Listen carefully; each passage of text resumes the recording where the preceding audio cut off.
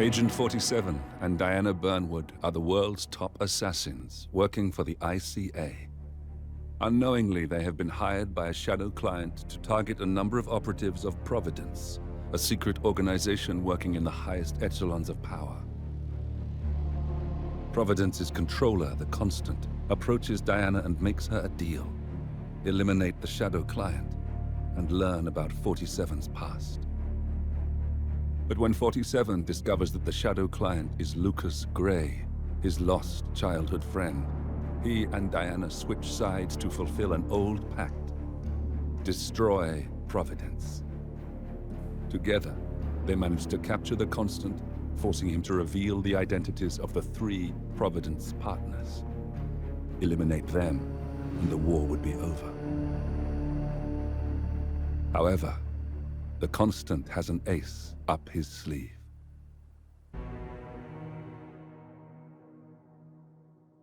Look closer.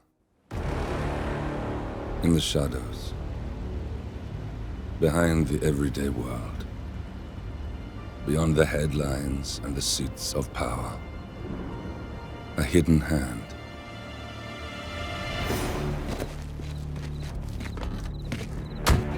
A kind of company known as Providence. To it, we were just assets. To use and throw away. To do the unthinkable. The unforgivable. And it never gave us a second thought. Until now. After decades in the shadows, we are fighting back. Me and 47. Much has been lost, but we are closer than ever.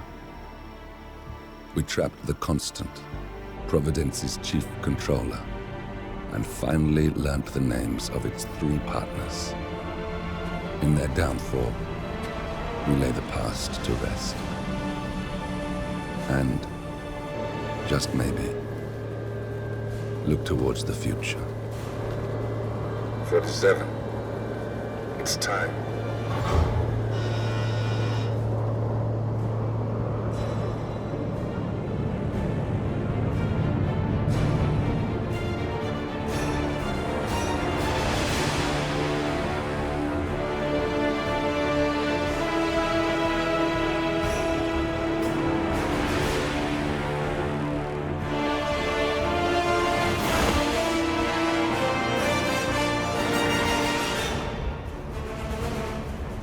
Partners are down there.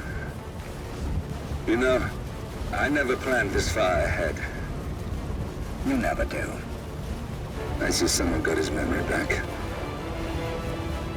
Wait, is that a beacon?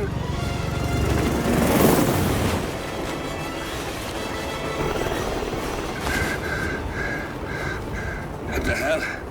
Base. Alexa Carlisle's helicopter just took off. Confirm target locations, over. Diana, what's the status? Right. We have a situation. Carlisle has left the building. And I think I know why. The Constant has escaped. He persuaded one of the sailors into setting him free. And since then, he's been seizing control of Providence assets and resources. I can only assume Carlisle is rushing to contain the damage. If she slips away again... We'll keep track of her. Make sure she doesn't. Meanwhile, the plan stays the same. Your destination is the Scepter, the world's tallest building where the partners are laying low, courtesy of their host, Sheikh Omar Al-Ghazali. Marcus Stuyvesant is 5th-generation old money. His family made its fortune in real estate and banking, and were at one point the chief landowners in New York. Carl Ingram is a powerful Washington kingmaker whose family grew rich selling gunpowder during the American Civil War, and later established a globe-spanning empire in oil, coal, and steel. Both families long since retreated from public view, but their quiet dominance endures to this day. Now, the partners likely suspect that we're coming, so Mr. Gray will infiltrate building controls and disable all electronic doors and elevators. Stuyvesant and Ingram are about to find they have nowhere left to run. Right. This is our moment, 47. Providence ruined our lives with the flick of a pen. Today, we return the favor. Happy hunting.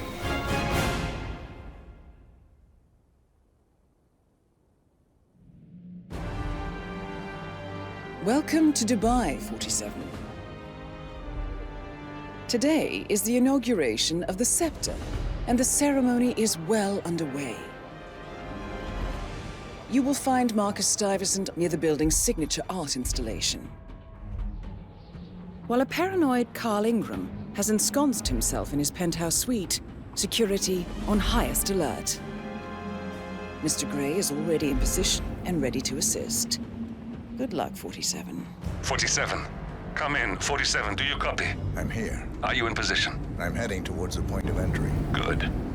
Get back to me when you're there.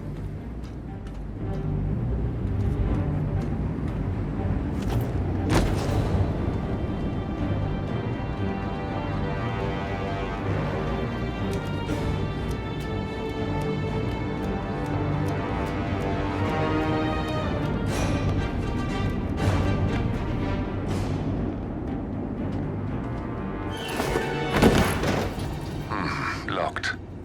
47, use your camera and scan the lock, will you? I think I can override the Windows controls from here.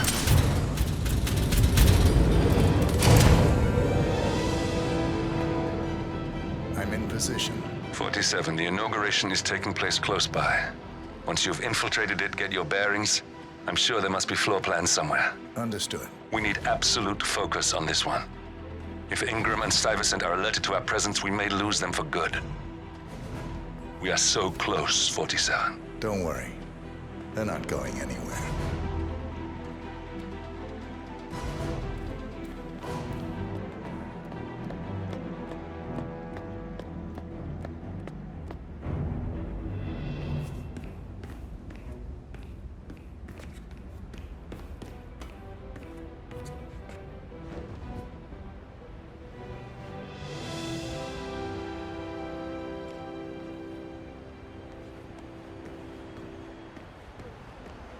Welcome.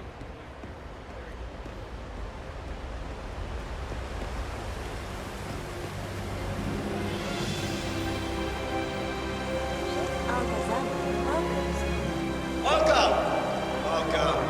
Hello. Good to see you. How lovely to see so many friendly and familiar faces here today. Now, this has been a dream of mine for a great many years. And as all of you know, I am from one of the less privileged sides of the respectable Al-Ghazali family. But with a small loan from my father, I soon built up a construction empire that was worthy of the great Al-Ghazali legacy. So, I would like to thank my cousin... Listen, I want to talk to the partners directly. Make them understand why all of this is happening. And that terminal gives me an idea. There's a server room near the Sheikh's personal reception. If you can gain access to it, we might be able to recover useful intel from it. We'll have to work together to hack the system, but it's our best shot.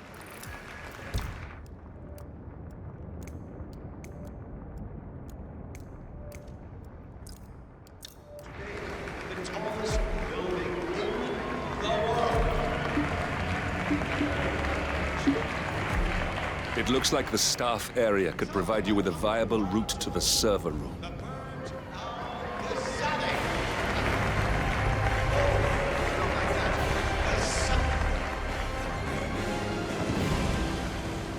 Now, please, be my guests and celebrate. And thank you. There's a keypad lock on the doors to the staff area. One moment. All right, try this. 4706. There's quite a bit of security here. One moment. You ready for some more fresh air, 47?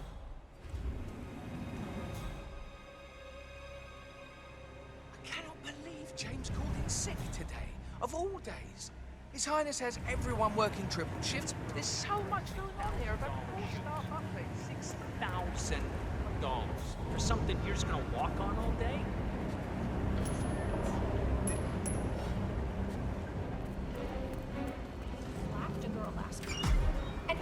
I think I can open that window remotely. Scan the lock with your camera and I'll have a try. Drawing blood.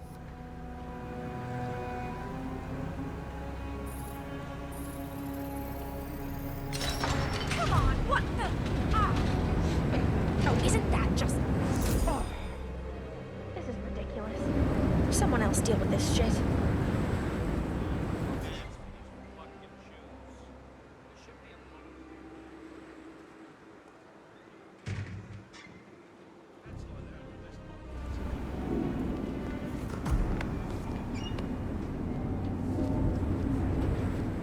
Sheikh Al-Ghazali is reaching out to his worldwide network of lawyers and financial contacts, attempting to restore the lost power base of the Providence partners.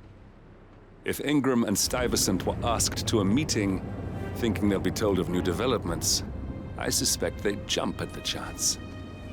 There's a lounge area at the top of the building. It can be sealed off for private conversations. If we lure the targets there, they'll be trapped.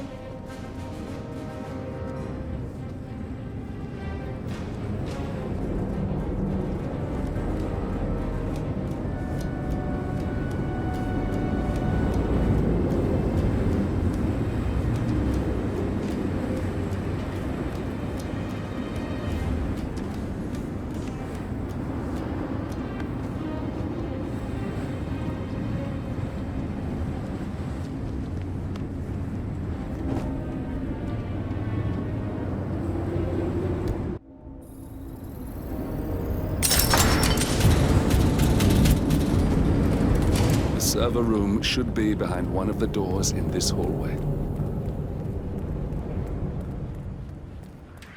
Jeez.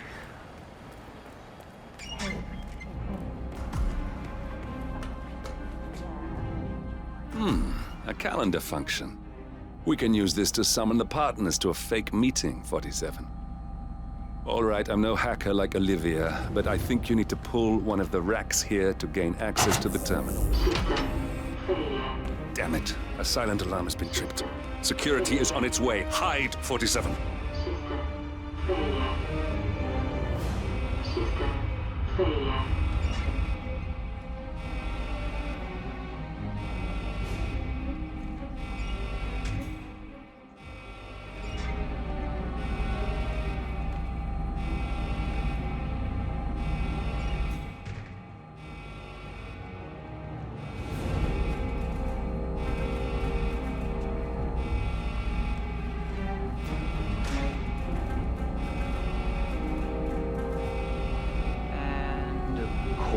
It's all fine here.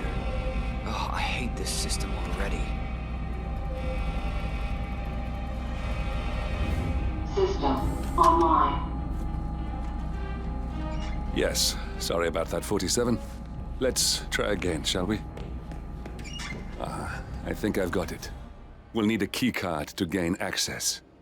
Someone in maintenance should have one we can borrow for a spell.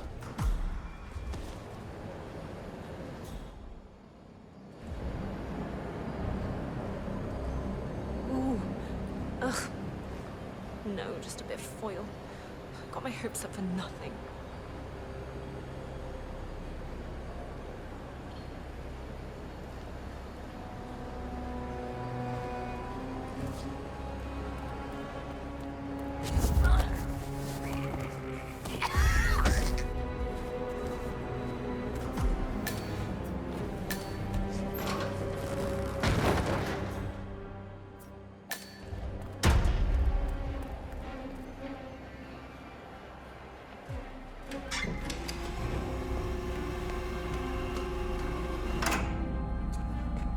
Well, that must have done something. Can you see anything different in the room?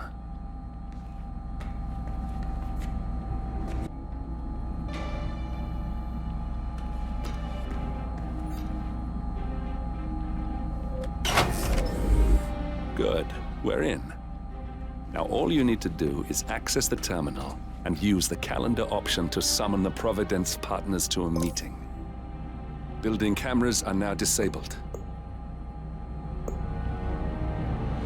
Elevator doors are now open.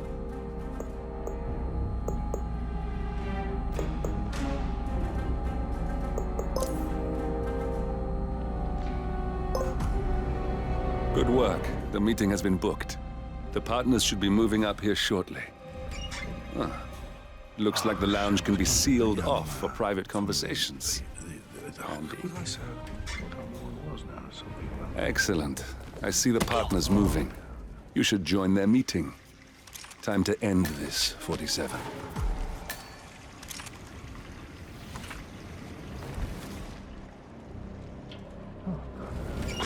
Yeah, that's what I'm gonna do. That's what I'm gonna do.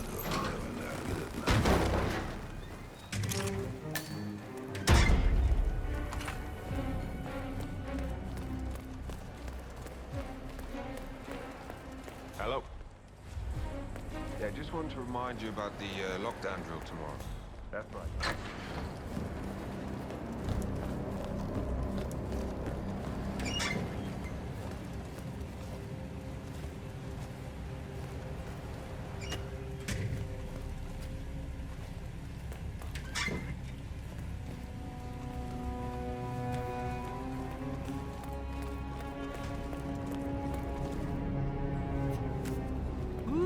Someone's all kitted up.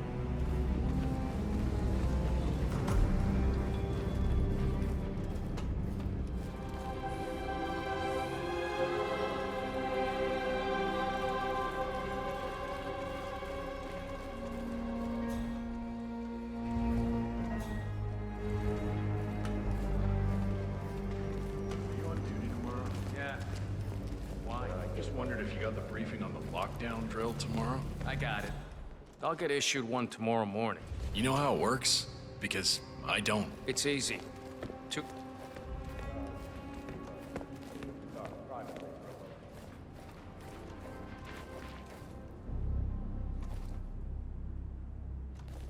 The partners are alone now. I'll activate the panel controlling the room's security features. When you're ready, use it to start the show. Now we'll just wait for the partners to be alone. Then you can activate the room's lockdown feature.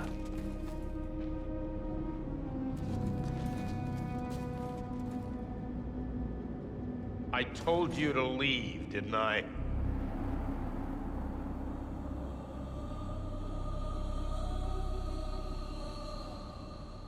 Please vacate the room. This is a private conversation.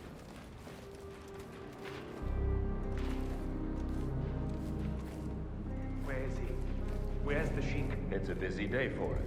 Surely we can give him a few moments. Do you know what he wants to talk about? What's this? Carl? Did you do that? I certainly did not. I have no idea. We need to get out. Where's the security panel?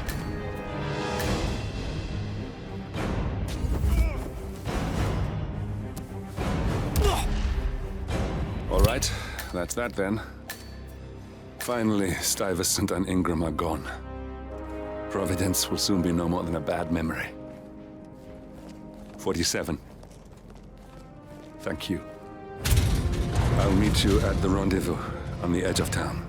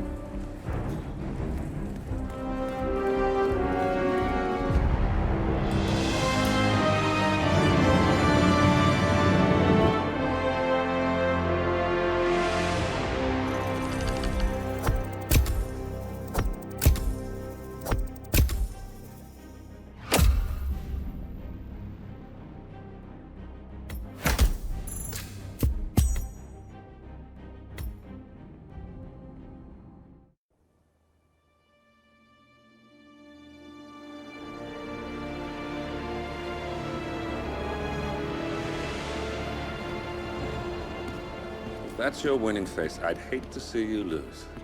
We underestimated the Constant. Yeah, he's a glorified desk clerk. He's not just after the money. He wants it all. We caught him once, we can do it again. And, well, we're not the ones who let him escape. You still don't trust her. I don't like executive decision makers. Look, you don't have to follow her, you know? Soon, this will be over. Maybe it's time to think about the future. You have to face the possibility that there's no going back. If the ICA knows what you did... She'll make it right. She always does. We have a fix on Carlisle. Come on. We've got a plane to catch. I hope you like the rain, 47.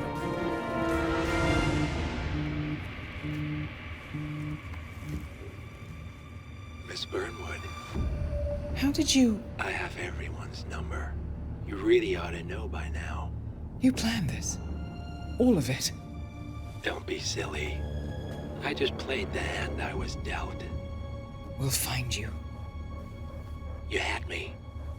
Where'd that get you? We handed you an empire. It's for the best. The partners were complacent, set in their ways. But power is more than just security. Providence can be an agent of change. Surely you understand. Or you will. Soon enough.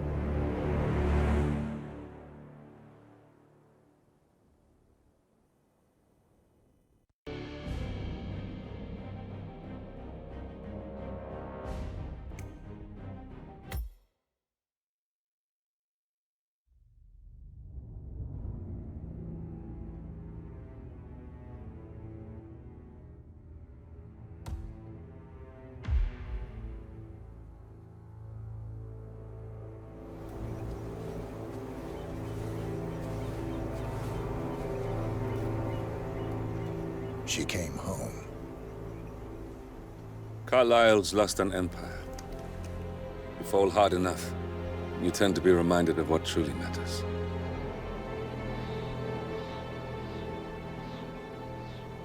So, the end of the line. You ready for this? Are you?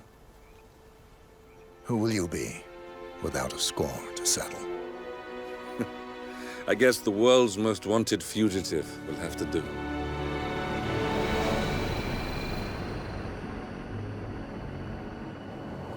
Alexa Carlisle is dead. According to the funeral invitation, that is. So naturally, it caused quite a stir when the late matriarch turned up at the breakfast table, alive and kicking. Carlisle, wisely sensing that her number is up, has emerged from exile to tie up loose ends and secure the Carlisle legacy. She may be a monster, but you have to admire her due diligence. Carlisle descends from an ancient line of warrior aristocrats. Her great-grandfather made a killing in the Second Opium War and established an empire in shipping, railroads, and newspaper publishing. While largely unknown to the public, the family still asserts its quiet dominance over global transport and logistics, media, and technology. Most senior of the partners, Alexa Carlisle, is cold as ice, tough as nails, and sharp as a razor. Incidentally, it was her late father who first brought the three families together after the end of World War II at this very house, meaning that this gentleman is the birthplace of Providence. It began here, and it ends here. Talk about poetic. One more thing. According to our intel, Carlisle keeps a case file on the Constant. Information that may be helpful in his recapture, so don't leave the estate without it. Right. Happy hunting, 47. See you on the other side.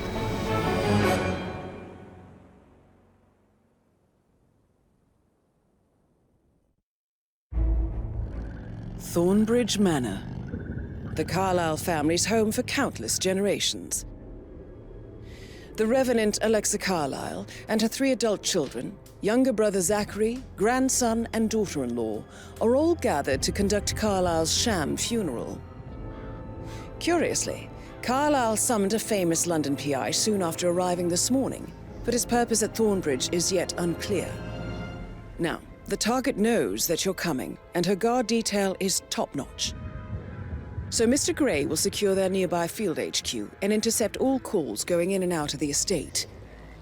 Any appeal for backup is going to fall on very deaf ears. Good luck, gentlemen.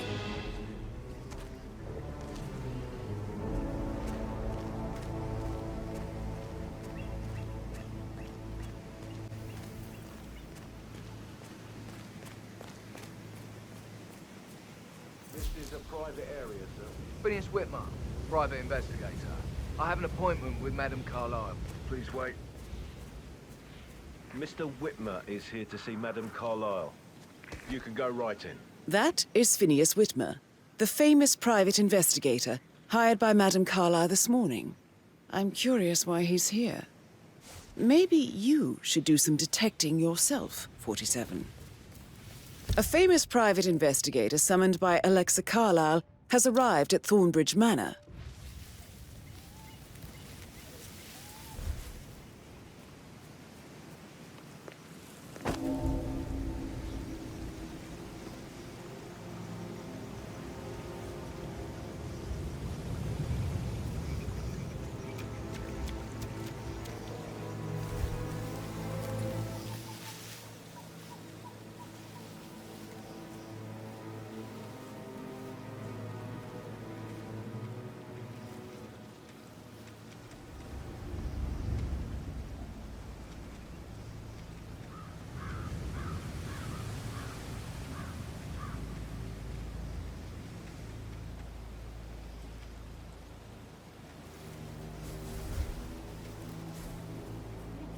Thank God you're here. Can I take you to Madame Carlyle? Please do. If you'd follow me.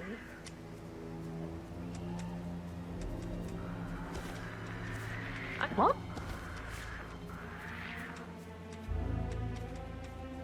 I'm sure I saw something. No, I'm just tired. I know I oughtn't say anything, but I'm so relieved you're here. Everything's just so strange. Preparing for Madame's funeral, and then she turns up alive. But then the awful business with her brother Zachary, and all this security. I've never seen a place guarded like this, and I dare say by I the don't way, like it at all. I told Kate about those texts. What did she say? Well, I thought she'd be mad at me, but she just thanked me. Said she understood the position I was in. We had a really good talk about it, actually. Oh, what did I tell you? She's a sensible woman. And that stuff from your ex was like manipulation 101. I know. I guess I thought she was gonna read into them and freak out. Say I must have done something to provoke her. Shit, man. Caroline really did a number on you. That's a bit excessive, I think. You know what we're doing, sir. Don't worry about that.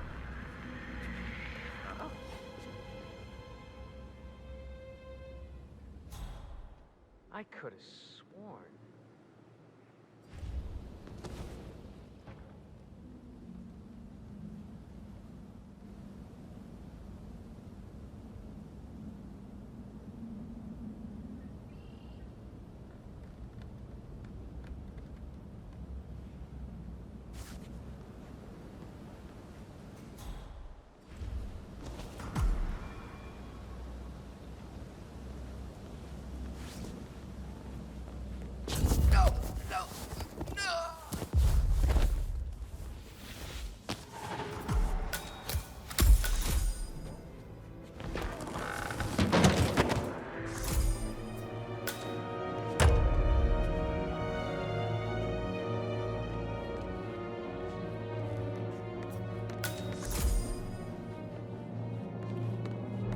Mr. Whitmer, thank you for coming on such short notice. A great tragedy has fallen upon us, and I need a quick resolution, handled with absolute discretion. Results and discretion are my speciality. Very well. I suppose you will want to start at the crime scene. In my experience, a thorough examination of a potential crime scene is half the job done. Good. Fernsby will take over from here. I am Mr. Fernsby of Butler. Madame Carlyle has asked me to assist you in any way possible. Mr. Whitmer, I understand that you've traveled from London. Would you care for some refreshments? Or do you prefer to go straight to Mr. Zachary's sleeping quarters? I prefer to get started. As you wish. If you'll follow me, sir.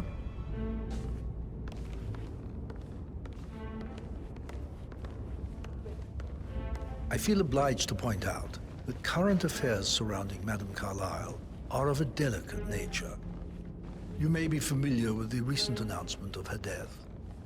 You will probably learn that a staged funeral is scheduled to take place tomorrow. Madame's children were not informed until this morning that their mother was in fact not dead at all. So please bear with them. Looking good if they today, seem sir. affected by the rather unusual situation. I trust I do not need to remind you that there will be consequences if word gets out that Madame Carlyle is still alive. I'll consider her dead when I leave. Before you inspect the crime scene, I will tell you this. The case concerns the death of Mr. Zachary, Madame Carlyle's younger brother. He was found dead in his bed this morning. The door was locked from the inside, and a suicide letter was found in his room. However, Madame Carlyle suspects foul play and will not accept that he took his own life. I've prepared some information for you, so please do come and see me when you've finished your investigation of the crime scene. This is Mr. Zachary's room, to my right. A locked room murder mystery, 47. I trust you'll get to the bottom of this. Why don't you use your camera to scan the dead body, 47?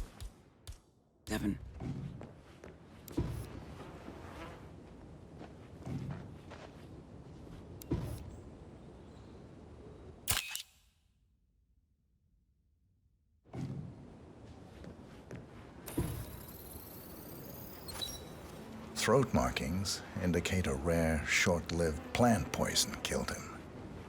Spread shows time of death at around 10 o'clock last night. You do know your poisons, 47.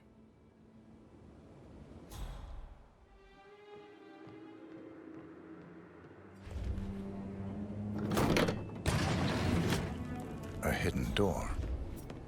It's a secret passage. This could explain how the door was locked from the inside. A photocopy of the floor plans. Somebody's been researching the secret ins and outs of Thornbridge Manor. I'm sure there's more to find in Zachary's room.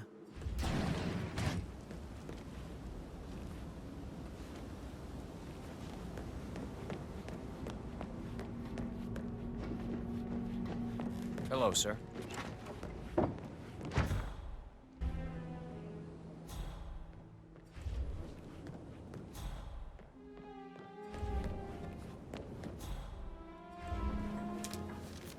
Zachary's suicide note. Also, a sample of handwriting. It could be relevant to compare to other samples to establish its authenticity. I believe you've done a thorough search of the crime scene, 47. Maybe it's time to see the butler. I'm curious about the information he's prepared for you. Zachary was shopping for New Wellingtons last night.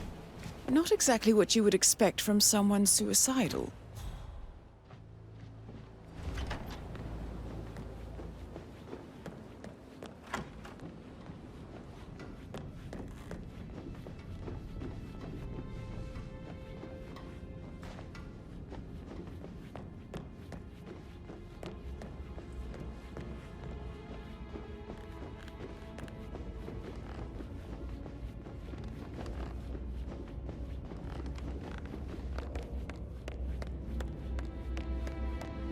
Hi there. Mr. Fernsby, I'm done with the crime scene. Did you establish a time of death? Zachary died around 10 o'clock last night. Well, that means the staff were off duty. And Madame Carlyle and her security didn't arrive until this morning. That leaves Madame's family and myself as the only persons here when he died. And before you ask, no, I do not have an alibi. I was alone in my office at the time of death. Here's the material that I prepared for you. It's a list of the possible suspects and their quarters. Hopefully that will help you keep track of your findings. Please come and see me when you've solved the case, and I will take you to Madame Carlyle. This is very useful information, 47.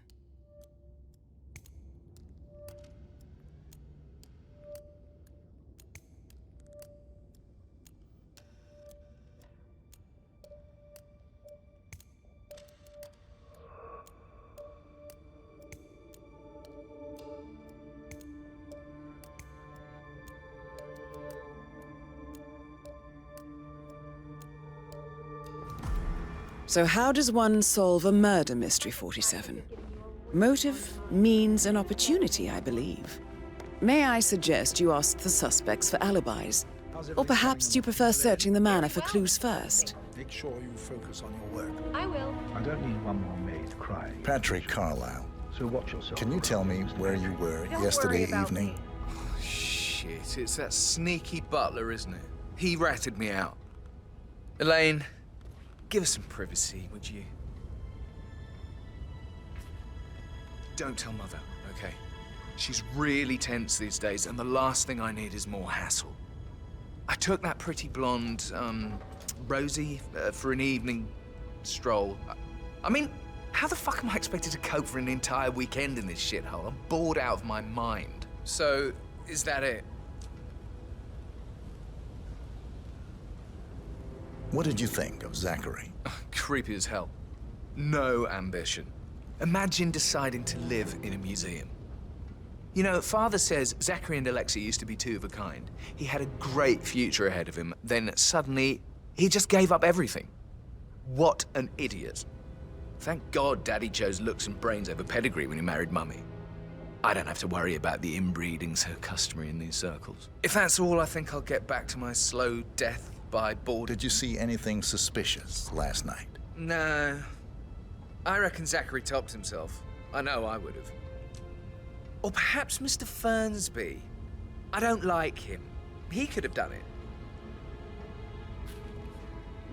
Yo, Anne, what's up?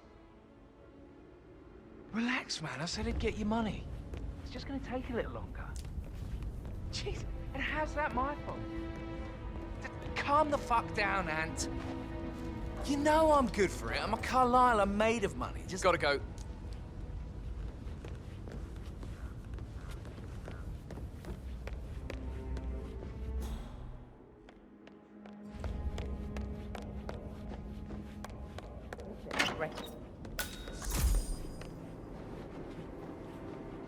Gregory Carlyle, can you tell me where you were yesterday evening? Oh, you're wondering about my alibi, Mr. Detective.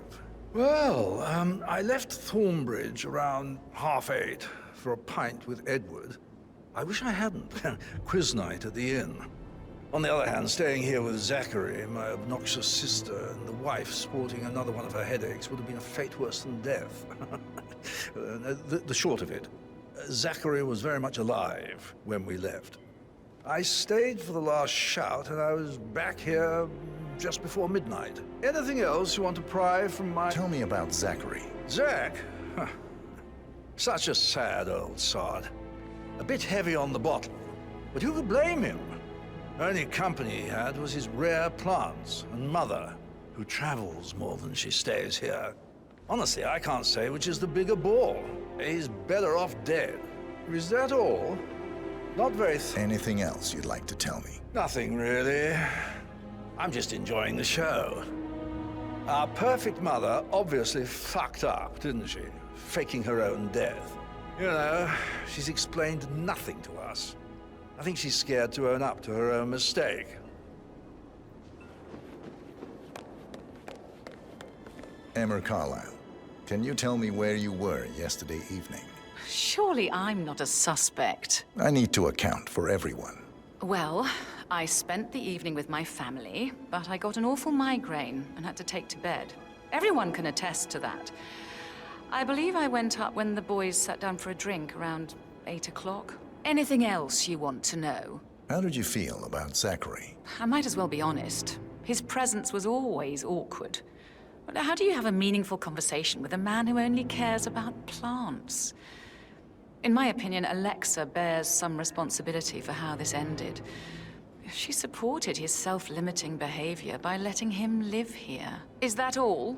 Have you noticed anything else out of the ordinary? Nothing special comes to mind.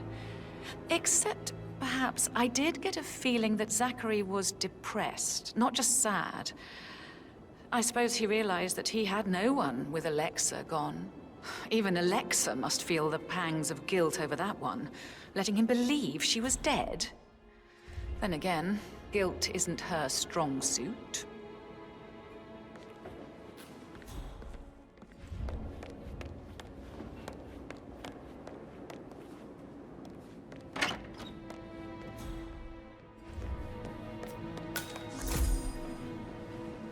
Professor Edward Carlyle, can you tell me your whereabouts for last night? Oh, yes, this dreadful business with Zachary.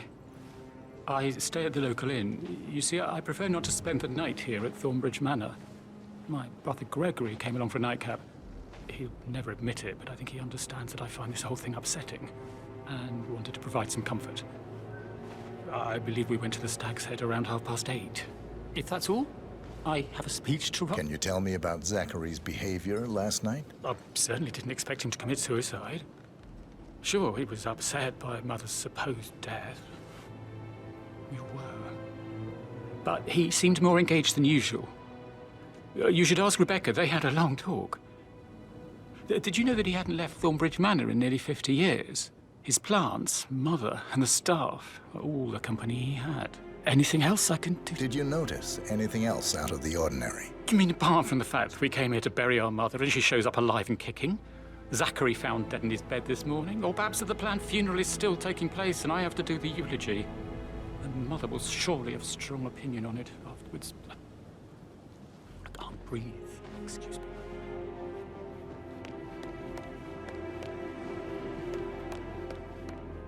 You always led by example rather than one word.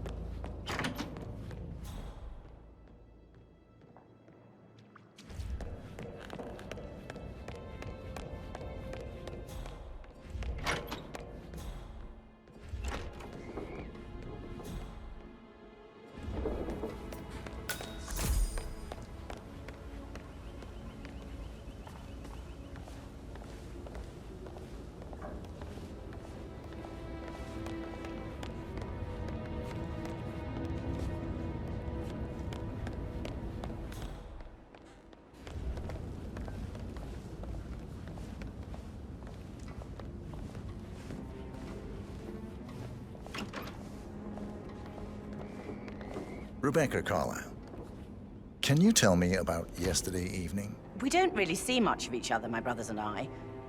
I suppose it takes our mother's funeral to bring us together, and even then, it's not like we sit on each other's laps. Now, let's see. Patrick, Gregory's son, disappeared straight after dinner. You know, I think he might be in some sort of trouble. Edward wanted to go as well, but Gregory convinced him to stay for a few drinks before they went off for a pint at the local at 9:15. I swear Gregory enjoys Edward's discomfort over staying here. I had a conference call with my New York office at 9, so I spent 3 hours on my laptop in my room and went straight to bed afterwards. I don't know about Emma. She did act a bit strange. You know, I bet she was making lists for changes needing to be done once she gets her hands on Thornbridge Manor. Quite the shock she had when Mother arrived during breakfast. Is there anything else you want to ask? Tell me about Zachary. Did he act strange last night? You know, now you mention it, he was a lot more chatty than usual. He wanted to know about my connections in the publishing business. Apparently, a friend of his is writing a book, which strikes me as very peculiar. I didn't think he had any friends. Is that everything, Mr. Anything else you feel like mentioning? I may be wrong, but I saw Mr. Fernsby, the butler, leave Zachary's room early this afternoon. And he seemed a bit startled when he saw me in the hallway. It's probably nothing. Oh, and one more thing. Please be kind to Edward. He can only take so much. Is there anything else you want to ask me?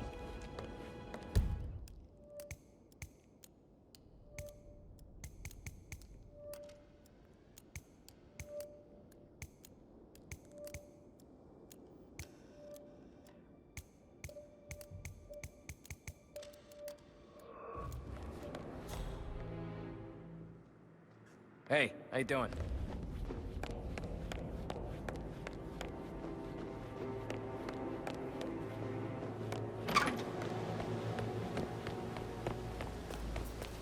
Bad news, I'm afraid. We don't have any extra fuses. Ethel looked everywhere. Oh, you've got to be kidding me. No power, no portrait. Oh, Madame Carlyle will be furious. She expects the family photo to be done any moment now.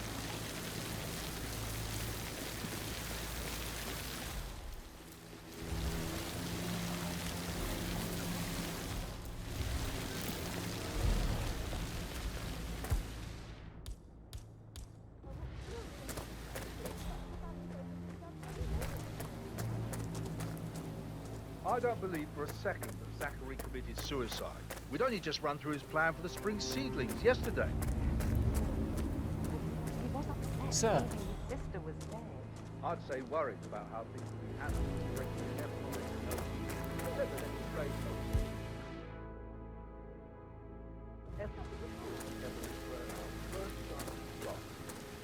Now we'll never know. Oh my, you're taking this hard, aren't you?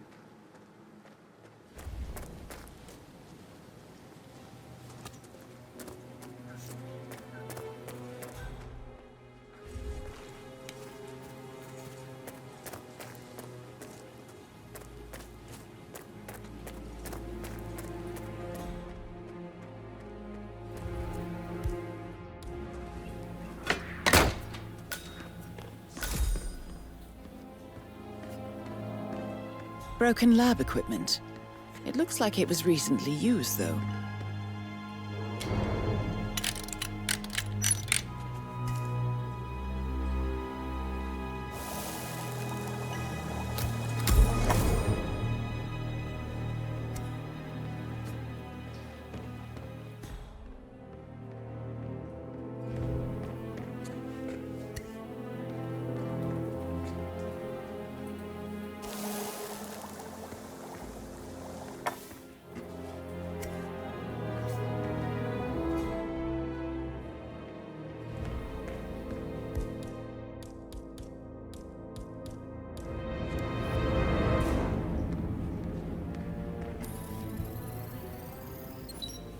This is a table showing lethal dosages for the poison used to kill Zachary. Something is circled 47. Female, age 65 to 79, 60 to 64 kilograms. I'd say Madame Carlyle is next in line for a poisoning.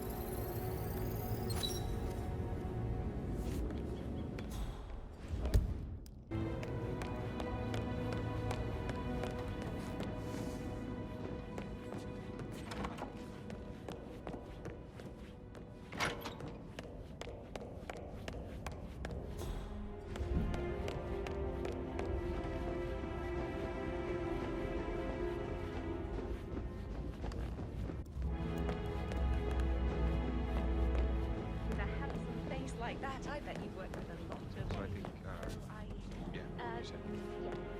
That door leads to Emma and Gregory's room.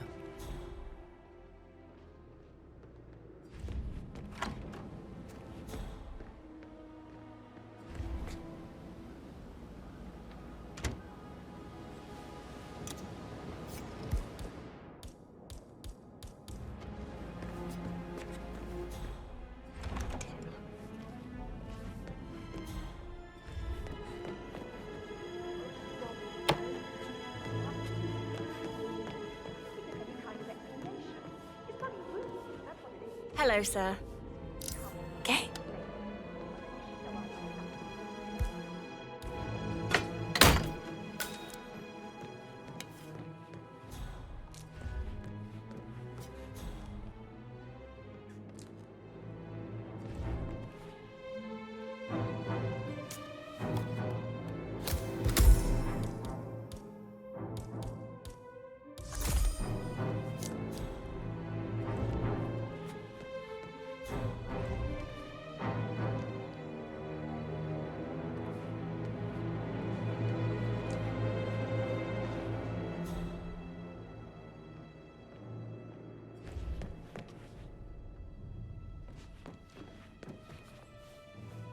Now this is interesting, 47. A letter from Emma's mother stating that Emma is the illegitimate child of Alexa's late older brother, Montgomery. And listen to this. She claims to have witnessed Alexa and Zachary murder him. The plot thickens. A keychain pendant for the greenhouse. What's that doing in Emma and Gregory's room, I wonder? And why is the key missing?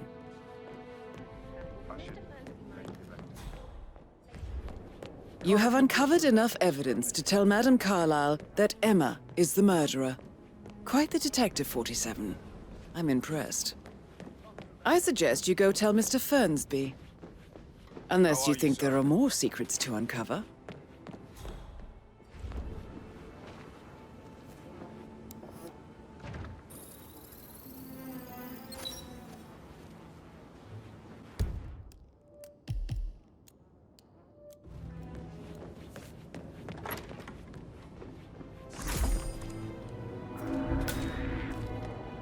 Jeez.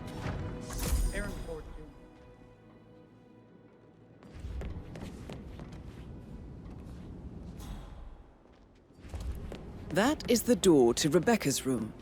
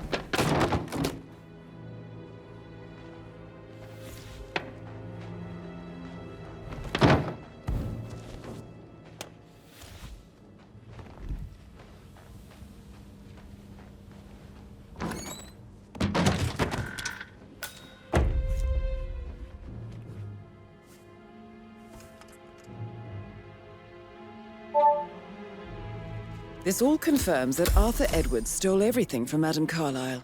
Perhaps you should let her know how bad it is, 47.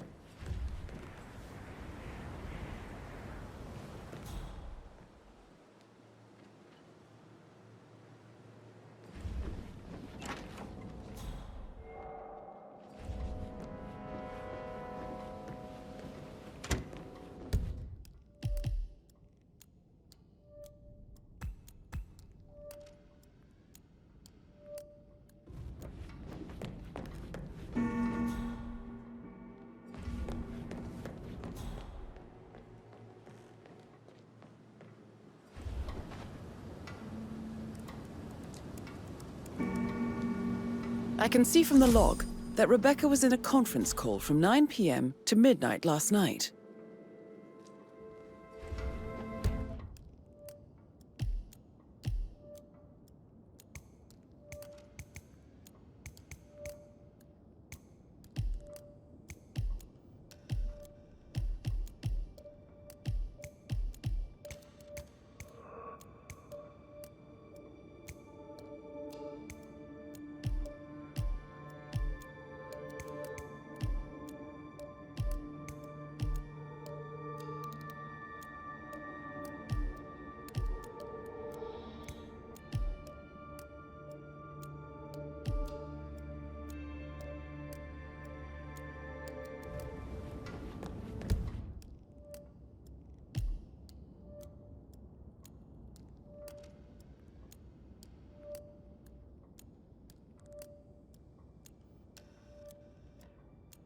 I received a full token from Milton Fitzpatrick London Bank.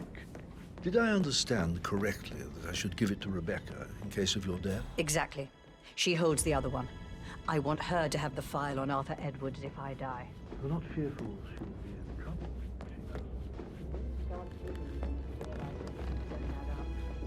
Inevitably getting her in trouble.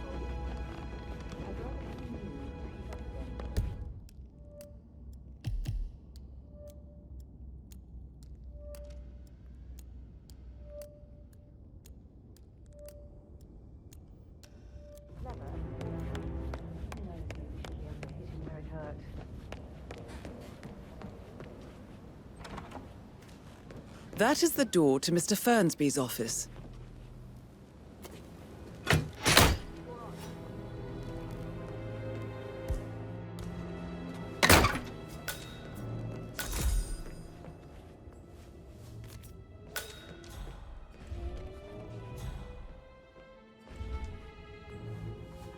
Painkillers.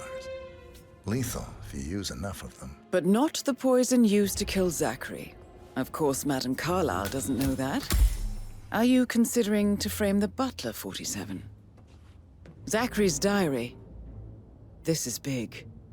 He was about to confess to the world that he and Alexa murdered their older brother Montgomery 46 years ago. And apparently, Mr. Fernsby helped make the murder look like an accident. And 47, the handwriting doesn't match the suicide letter in his room, proving he didn't write it himself. But he was such a gentleman. He gave me his coat and all. Rosie, you need to forget about Patrick. No good's gonna come of it. Stick to your own kind. Oh, you mean like Chris? He treated me like shit. All he wanted to do was play his stupid video games, never any romance. I deserve romance.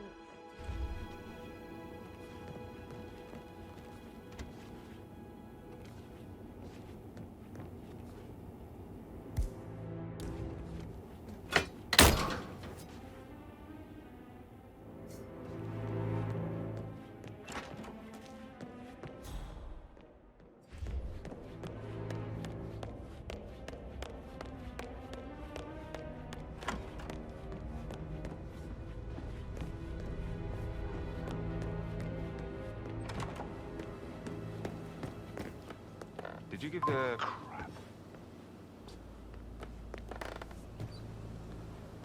Did you give the Fitzpatrick token to Madame Carlyle's daughter? Rebecca? Yes. She's insistent, that one. She kept asking all kinds of questions. Who had the other one? Why I gave it to her, that sort of thing. You did make sure she didn't see you give the other one to the butler? Oh, of course.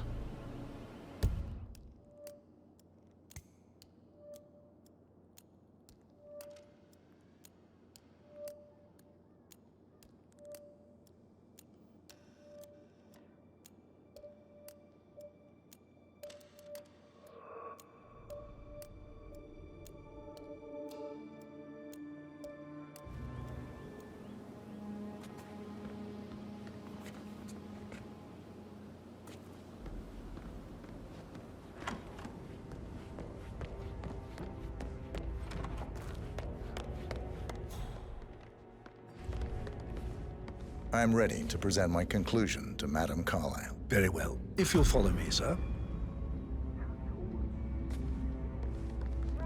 Looking good, looking good.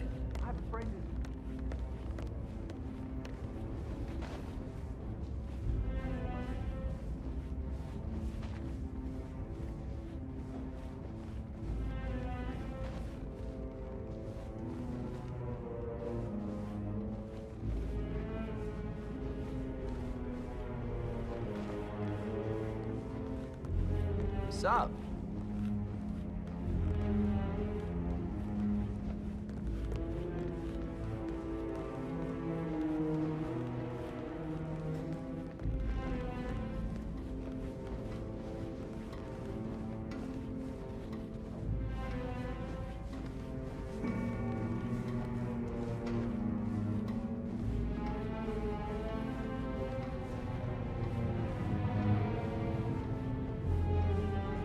How are you?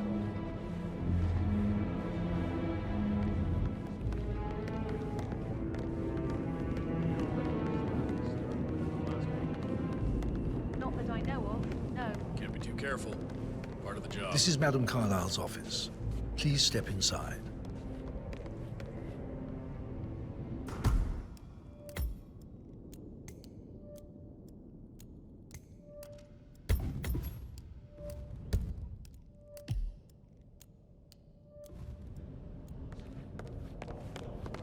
I can't forget his eyes.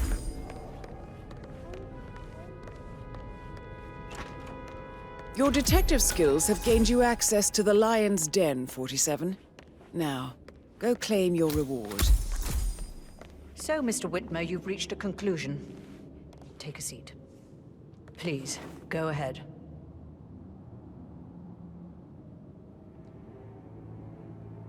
Your niece, Emma Carlyle, murdered your brother Zachary. My niece? Emma is not my niece. She's my daughter-in-law. And your niece. Emma is the illegitimate child of your late older brother Montgomery, who you and Zachary killed 46 years ago. That's preposterous. You asked me to find out what happened to Zachary. Would you rather not know? No. No, go on. I found a letter from Emma's mother, Jane, who was the fiancée of your older brother at the time of his death. She witnessed how you and Zachary pushed him off the balcony. She believed you did it to steal the Carlyle empire from her and her unborn child. And she raised Emma to reclaim what she lost, marry your heir, Gregory, get revenge, and secure the Carlyle empire for her bloodline generations to come. Emma is the daughter of Montgomery and that local girl, Jane. She is. Well, the girl got it wrong. I didn't steal anything. I did what was necessary to protect the future of the Carlyles. Montgomery wasn't cut out to take over from father. All heart and no balls. Emma used the funeral gathering to speed up her installment as the lady of the house, seizing the opportunity to stage Zachary's suicide. She did her homework, used a poison made from one of Zachary's rare plants, found old floor plans from Thornbridge Manor to gain access to his room through a secret passage. That scheming bitch. More than you think. I found proof that she will try to poison you next. Well, I'll have to take care of that. Thank you, Mr. Whitmer. You have not disappointed. I promised you I would reward you generously if you solved the case. So, what do you suggest? I want the file you have on Arthur Edwards. Edwards, the Constant. But how do you... Oh, I see. I expected you might show up. But to kill me, not help me. And I've been wrong on so many things lately, so why not this one? I will give you the file on Edwards. You've earned it. I don't suppose I could convince you to deal with my daughter-in-law now you're here. I would like to see her dead. No? What a shame. I'll have to see to it some other way then.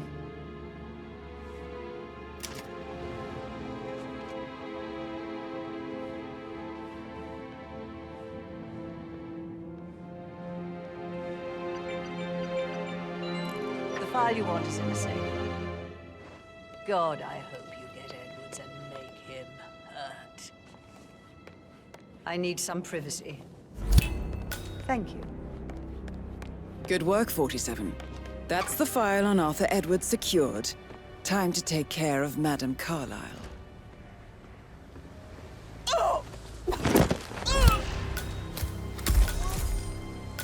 Mission complete. Well done, 47.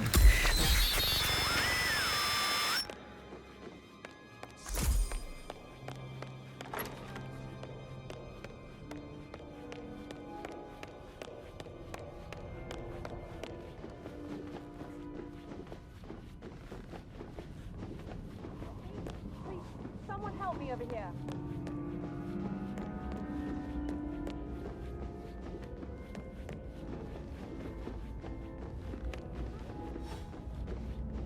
Bad things going on.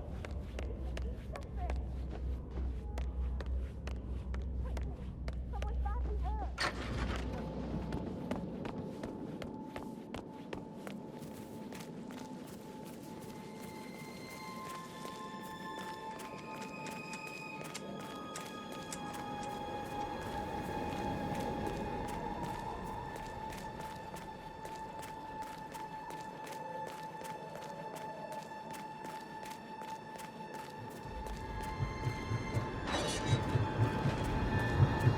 47. They're everywhere. Go, get out! It's the Constantine. Shit!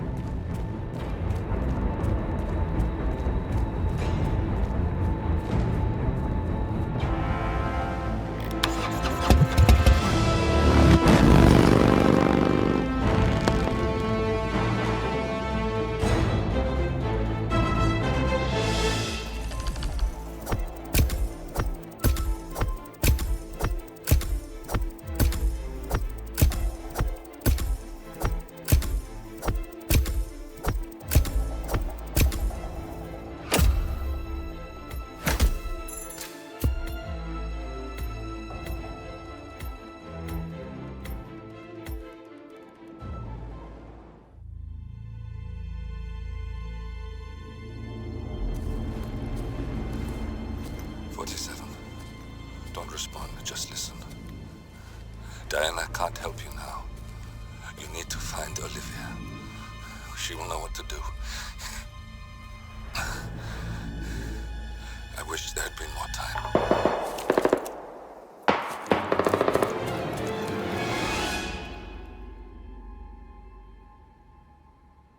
And then there were none. Thank you, Miss Burnwood. Now, it's my turn.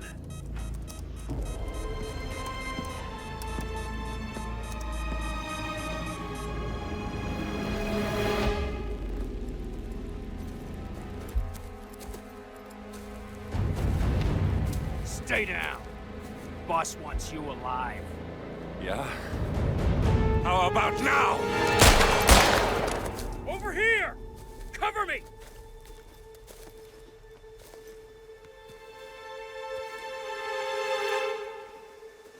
Walk away!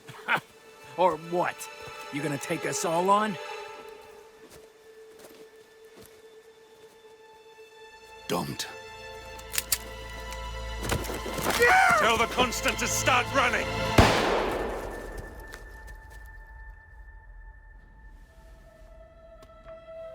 You think you've won? 47 is out there. And 47 never misses his mark. Neither do you, Miss Burnwood. That's what makes you valuable. You're delusional. You think I would betray 47? Trust me, you owe him nothing. What is this? I told you we could help each other, and I meant it. I'll look forward to your call.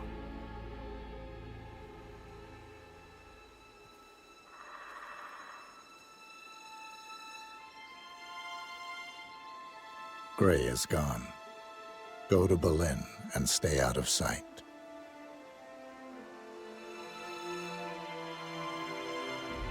We're all that's left now.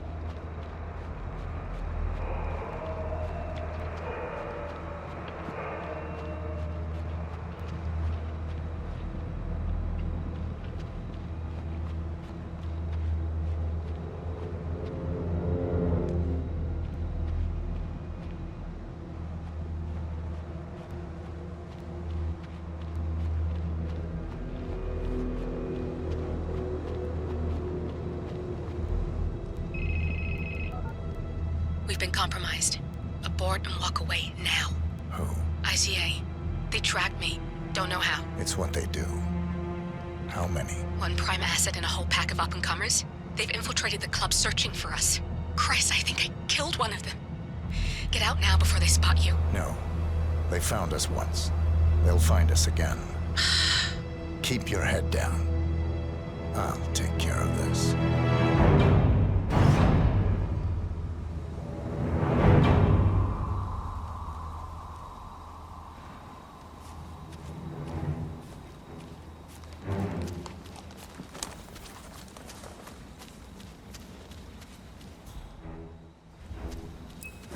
It's me.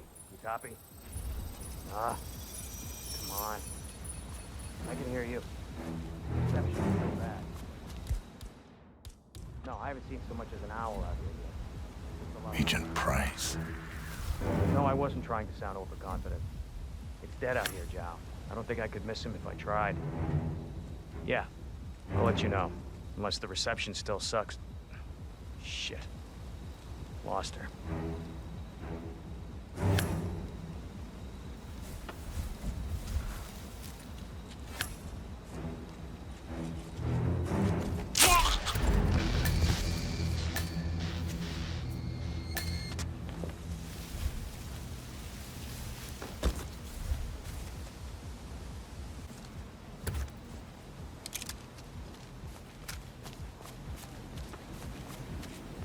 This is like looking for a needle in a haystack.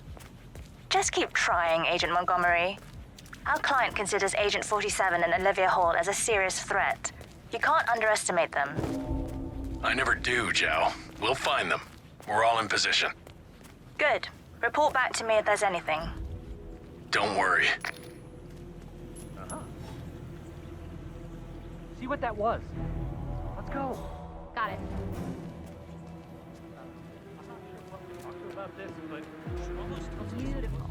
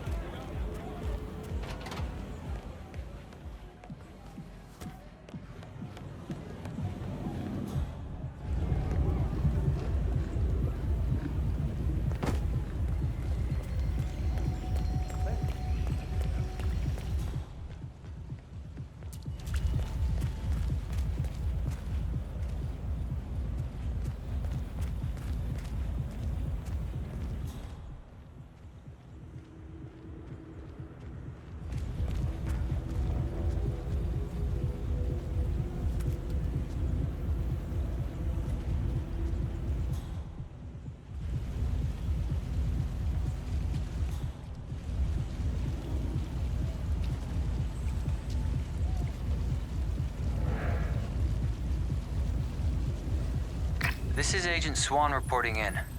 We've got no sign of 47 yet, but I'll let you know if something catches my eye. Be careful, or you may not spot him until it's too late. Agent Swan.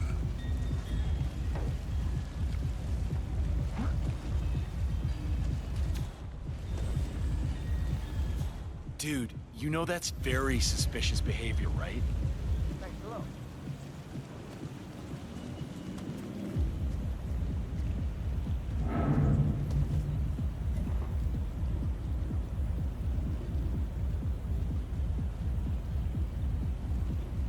Excuse me? I'm a professional. No need to worry. I got this. okay, I hear you. Anyone there? Answer. Hey.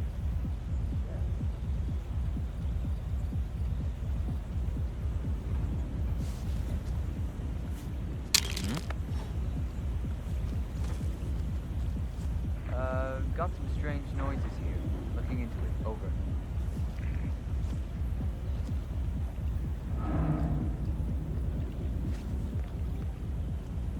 Hey! Come out if anyone's there.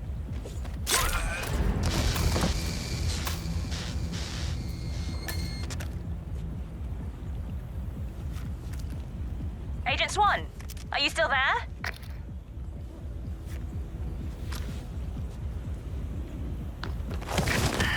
That's 2. Don't make this personal or you'll get sloppy. And clearly, he's not making that mistake.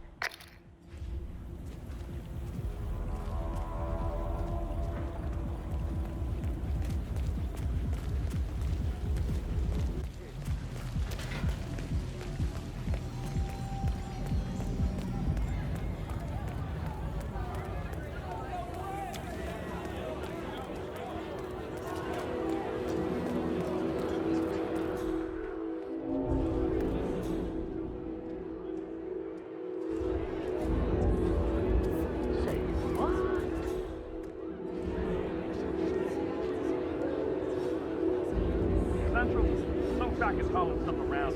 Checking it out.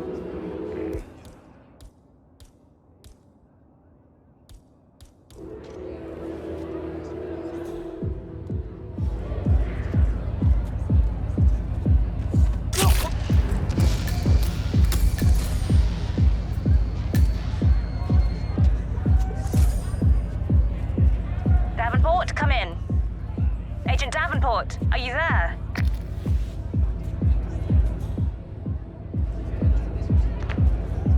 We've lost a third. We're paying for our mistakes with blood. Stop wasting time and end this.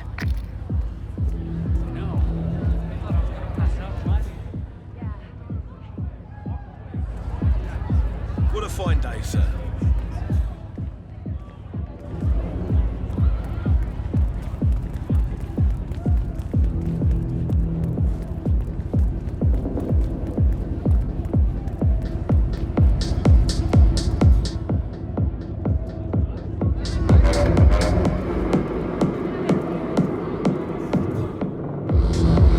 Something doesn't feel right about this. He's good, but he's not psychic.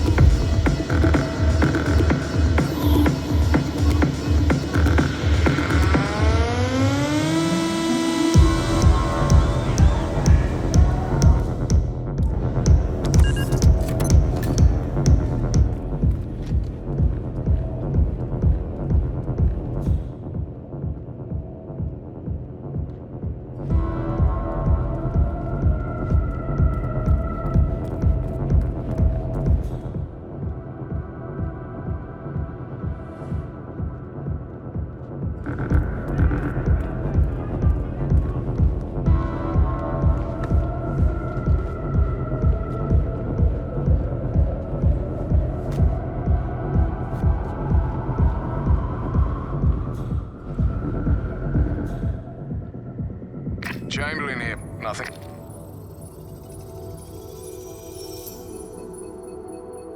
Agent Chamberlain.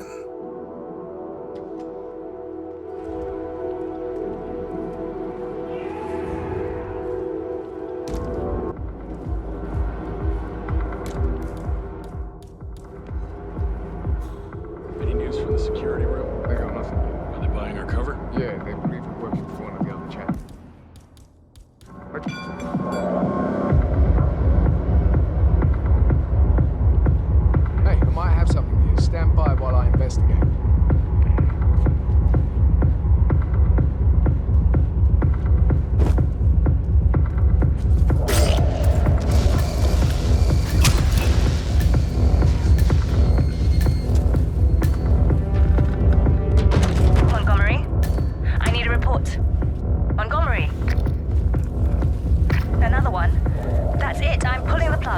get out of there, now.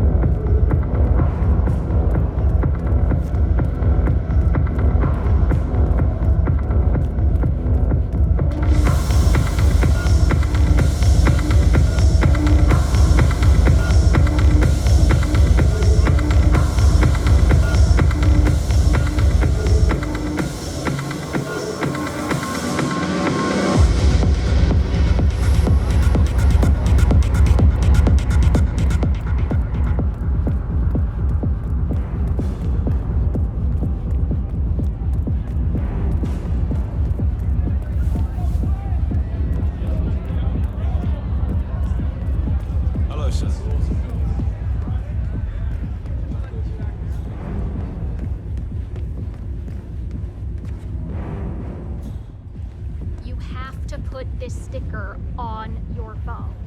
No photos allowed.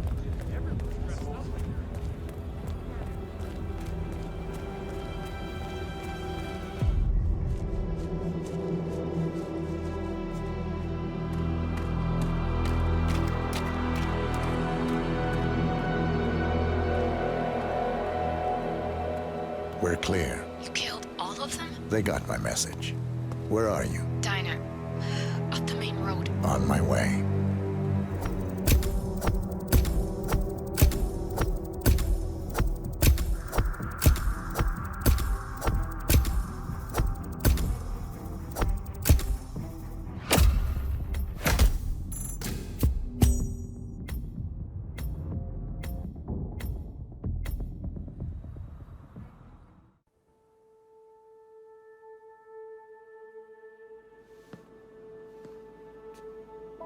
You're hurt. You should see the other guy. Never killed nobody before. What you did back there. You really are all Gray said you'd be. 47. He didn't suffer, did he? He made it count.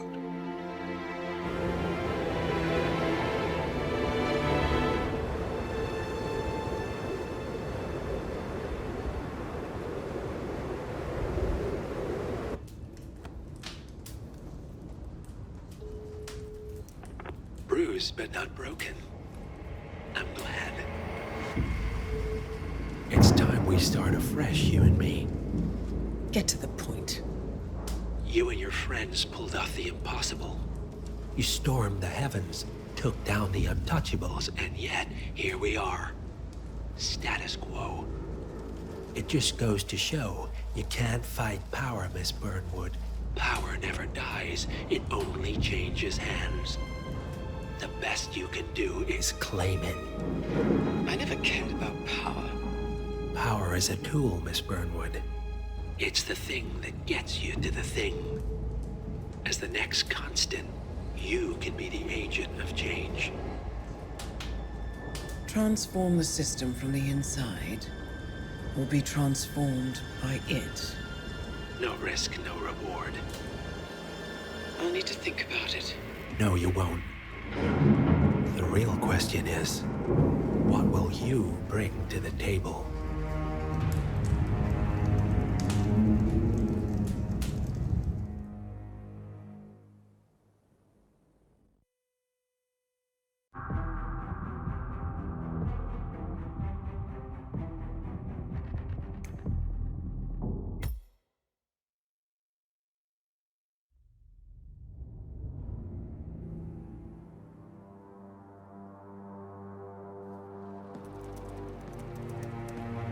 Look closer.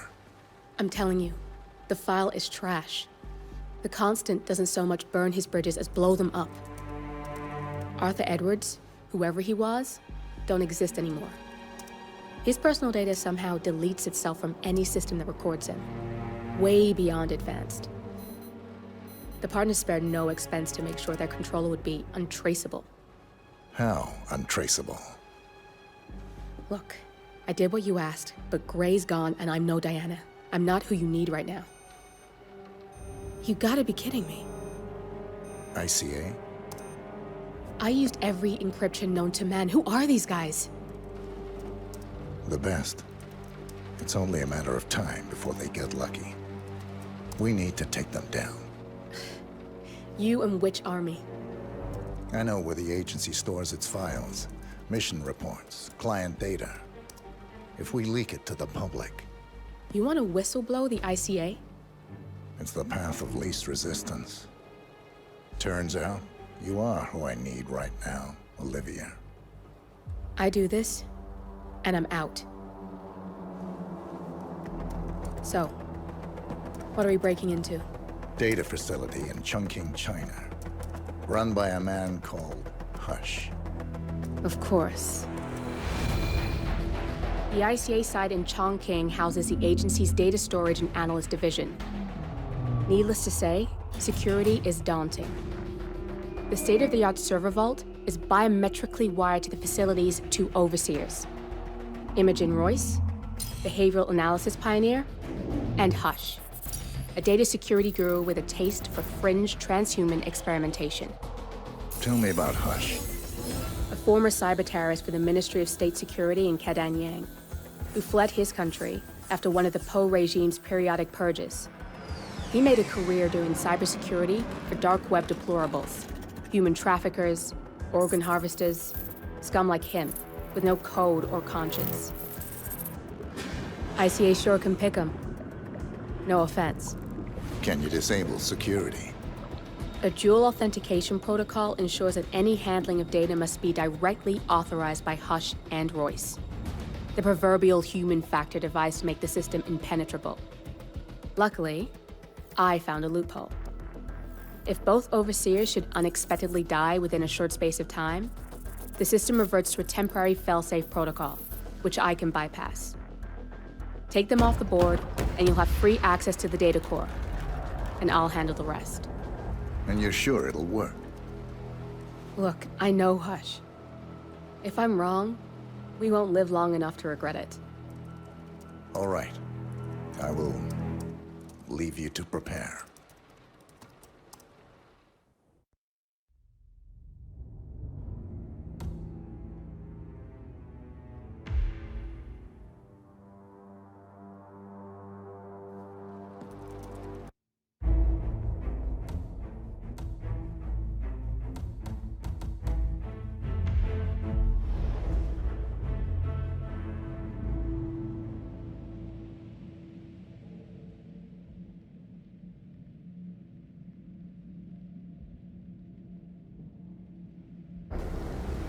Chongqing, China.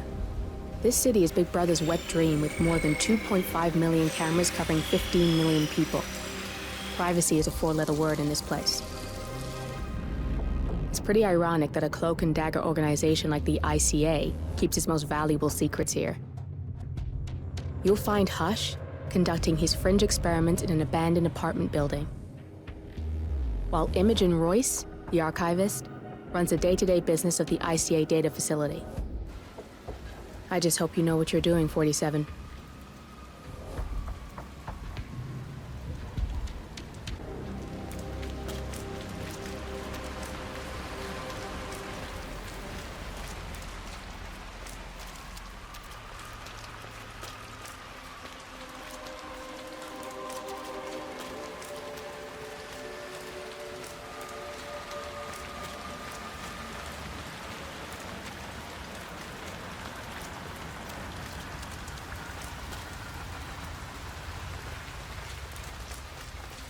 So late.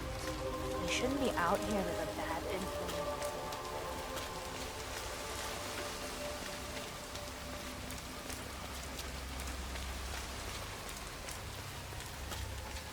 Ah, my knee is so sore. Like that. I fell over.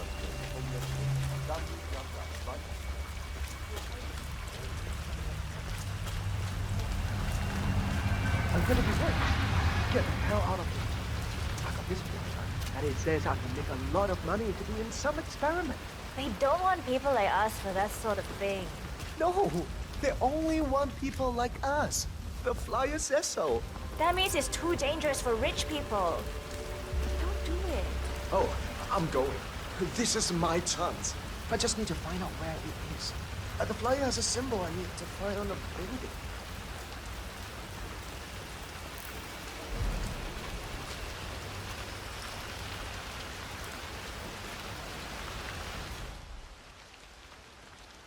I'm gonna get an umbrella when I'm rich. And boots. Sit up.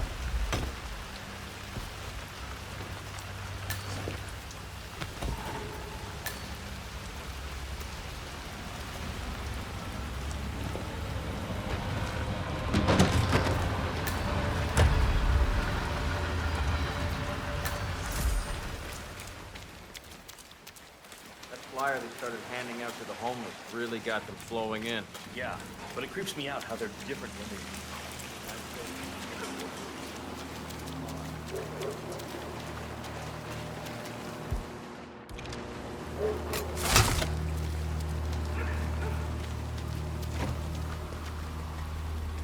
Hi there. Let's get you out of the rain, shall we? Hey there. Frisk you first. Oh. I'm sorry. I thought you were someone else.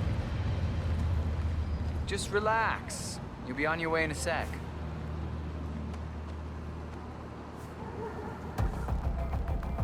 All right. Follow me. Good job, sir. Thank you.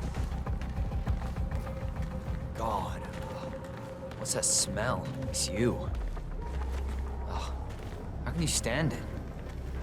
Your clothes are so filthy, I can literally taste the stench. When did you last change your outfit? Seriously. I change my clothes all the time. Yeah, I bet you do. It's in there. Go take a seat. They'll get you and the other guys to the sign up. Full compensation for the above mentioned is part of the agreement when signed, and you waive all future rights to seek further compensation. Yes. Who would you like to benefit from the proceedings if you yourself are incapacitated? Would you excuse me?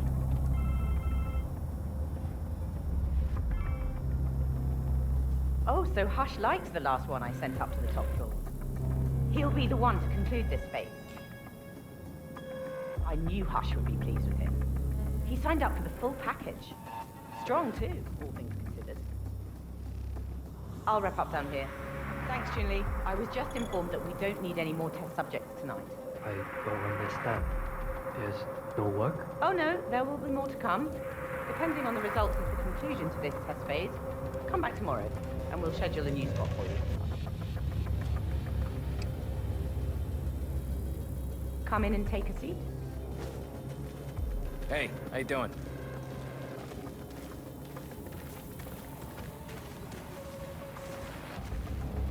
I'm sorry to inform you that we have all the test subjects we'll need for tonight. But you're welcome to fill in your information now and come back tomorrow. A guard is waiting outside the door. He'll escort you out of the building when you're done. Help yourself to an apple. For your trouble. I do need my vitamins.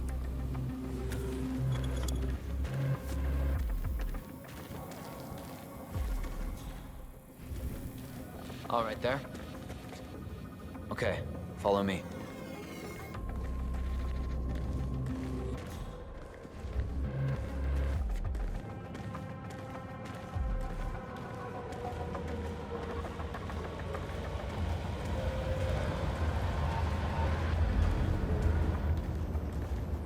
I need to get you out the building. Come on, now.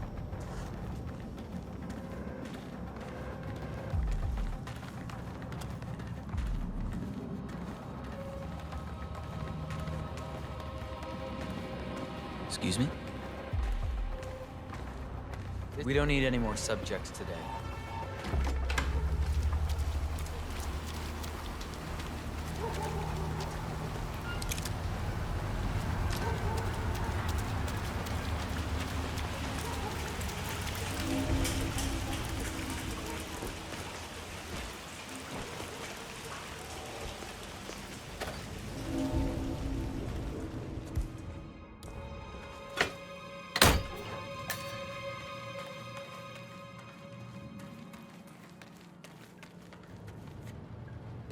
You know, I enjoy your company. That's nice.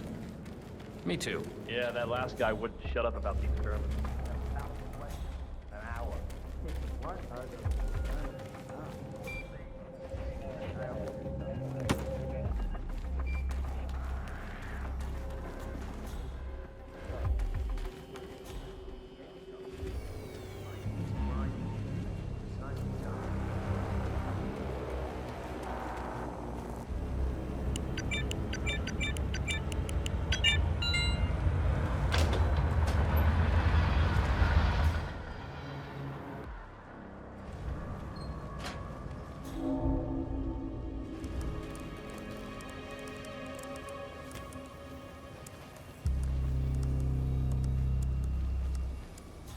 Hush needs to take a break once in a while. I mean, it's not healthy. I never see him eating you. Whoa.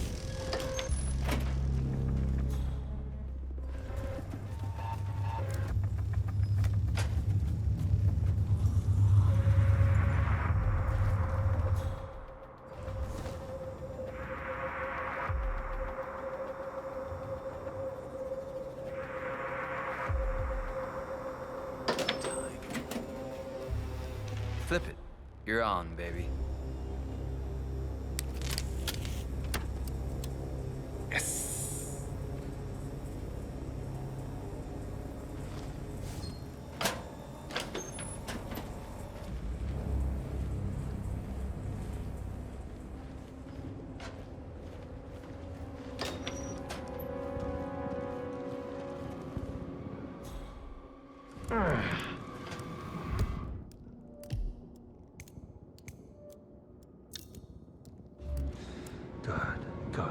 Good.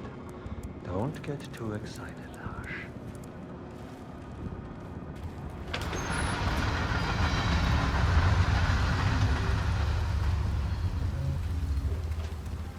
Where's the final test?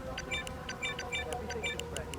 Please the motor control phase of my experiment. He's in the bathroom, having second thoughts about signing up. Make him come out. Great. That final experiment. I don't want to hear it. Get him out. Really change things. My family would be so proud.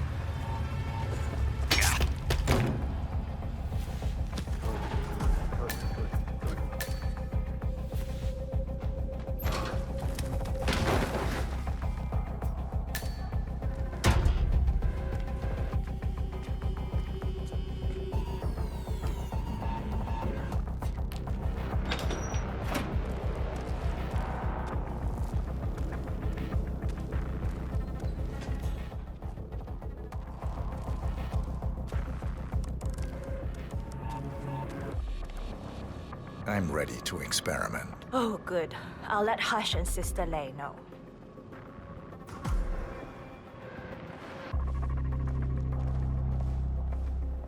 You're done for now. Come on. Right. I'm so glad you decided to go ahead with it. You know, you're gonna be a part of something truly amazing. He's a genius, Hush. He's ready for you, Hush. He looks strong. Good. A good specimen to conclude this phase. We'll get started when Sister... So, the test subject came to his senses, I see. Good. Sister Lei, yes. We're about to perform the final test of this project phase.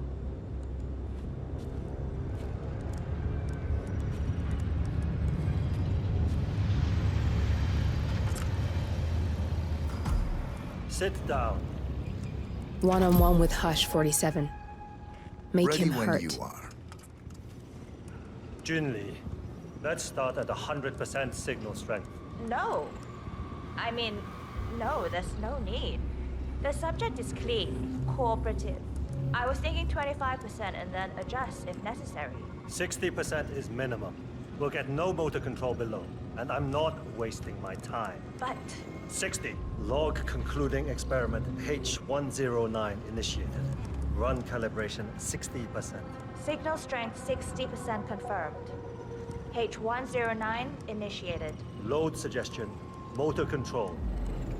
44.1. Execute.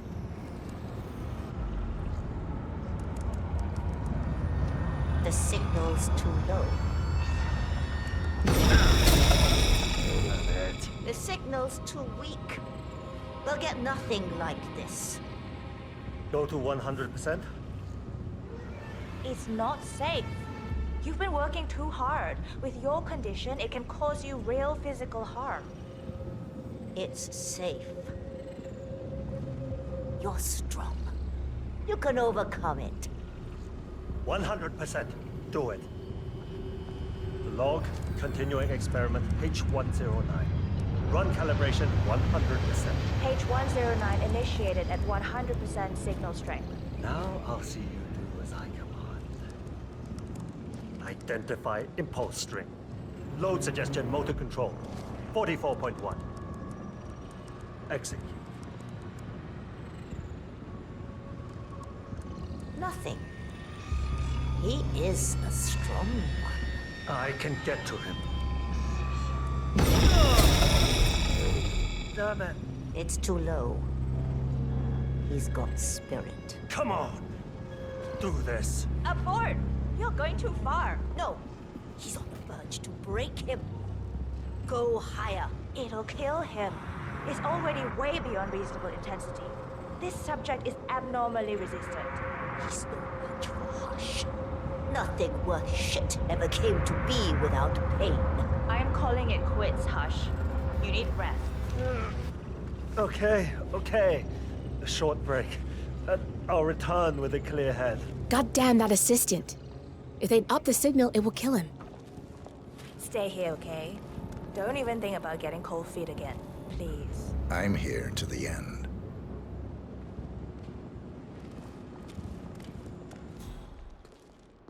Right. I'm so glad you... I'm sorry, sir. I can't let you through, okay? We'll get Please leave started the area. once this delay's here.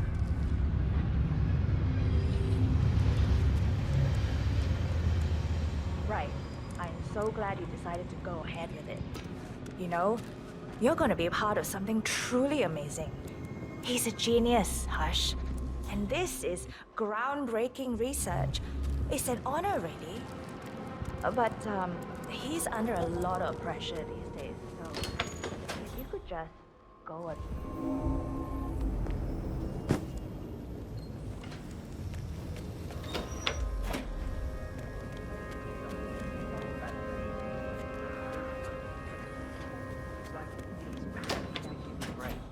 Motor control now. Next, emotions and memory recollection. Yes, biotech reaching its full potential. I'm proud to be a part of it.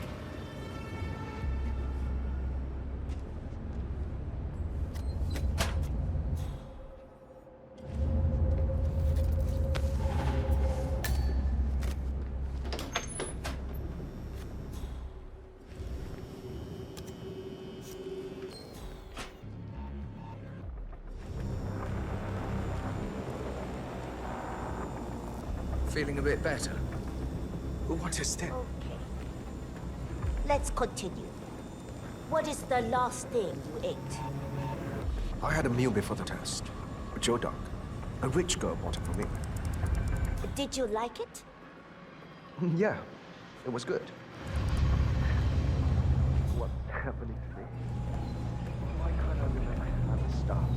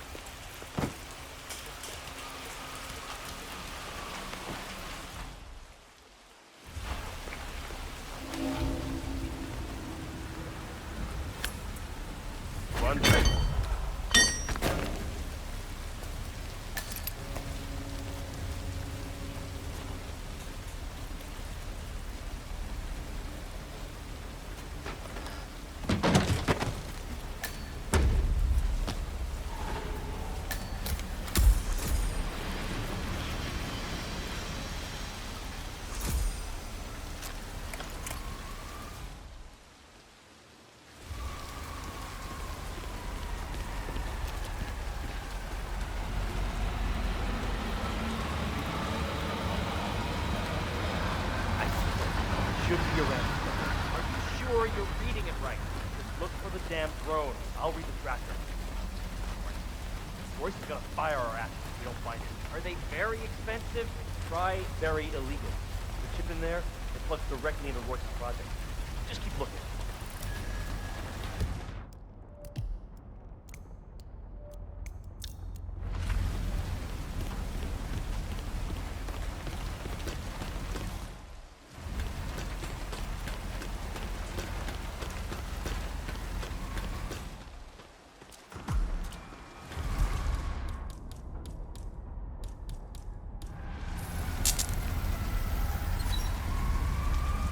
This thing is hooked up to Royce.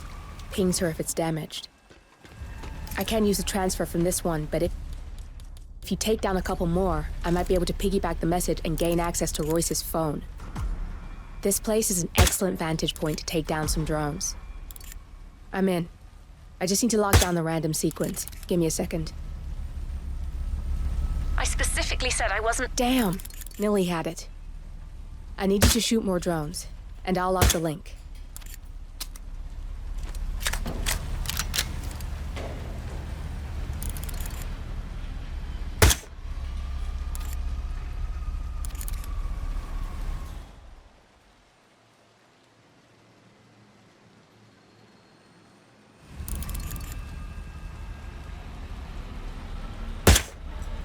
Got a lock. We can now listen in on Royce's phone calls. Royce here, another drone just went down. It must be Hush doing this. Again? You scared him pretty bad last time. If you don't find out who's doing this and stop it, I'm coming up there myself. Nice shot. Keep it up and maybe Royce will make an appearance.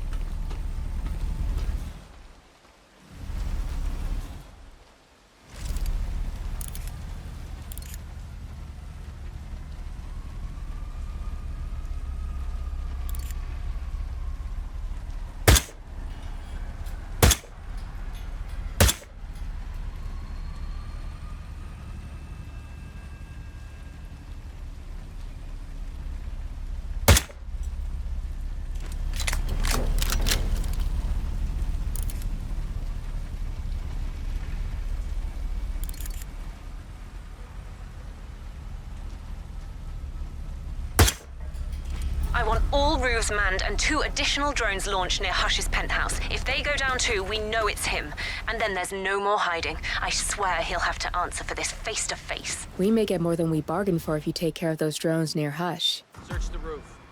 There may be a potential hostile. Shoot on sight, even if it's one of Hush's people. Roger.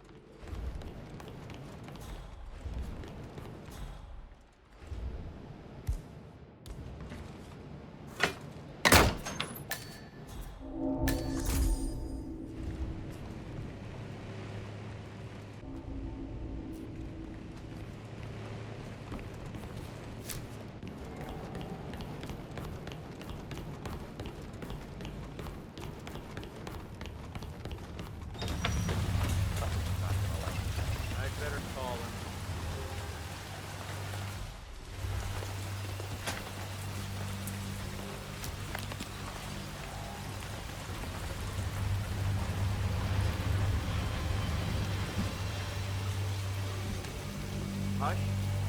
Looks like Royce's drones are scoping out your building, sir. He said to let you know.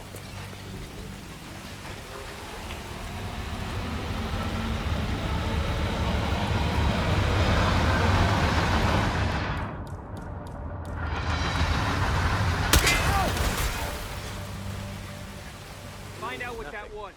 Understood. We'll monitor the situation, sir. Not bad. I'll keep the signal up a little while longer.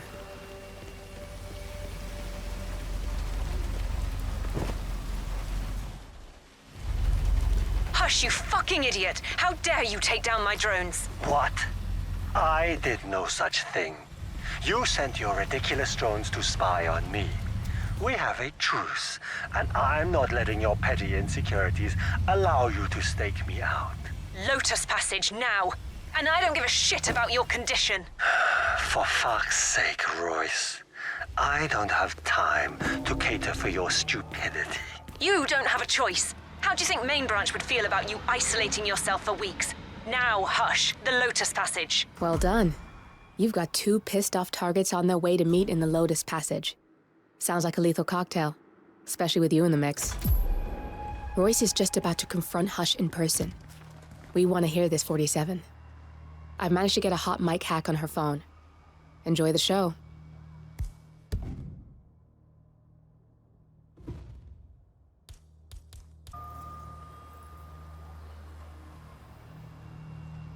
Damn you, Hush. This is ridiculous, Royce. I didn't touch your drones. You liar! You lie about everything. You're deliberately trying to mess with me. Get me off balance to screw up my presentation. No, you're the one who screwed up, Royce. We had a truce. You promised you wouldn't spy on me again. I said I didn't mess with your drones. Both targets in one go. You are good. My turn. Just give me a second, and I'm in. You can now access the core, 47.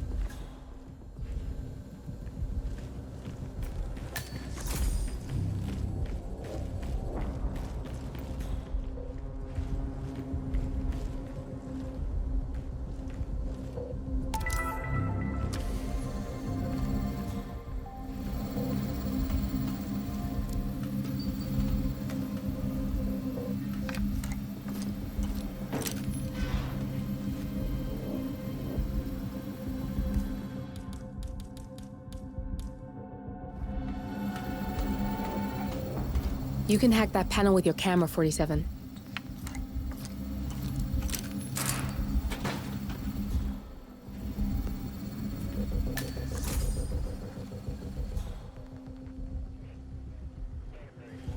That VIP visit today? My first zero protocol clearance. Must be someone important to get one of those. You gotta keep a tight shift. Oh, I forgot to tell you, I bought that.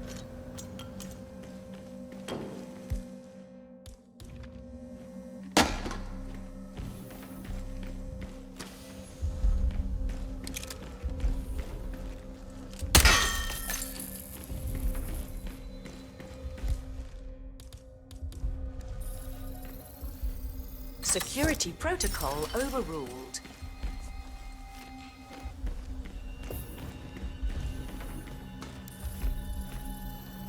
Security protocol overruled.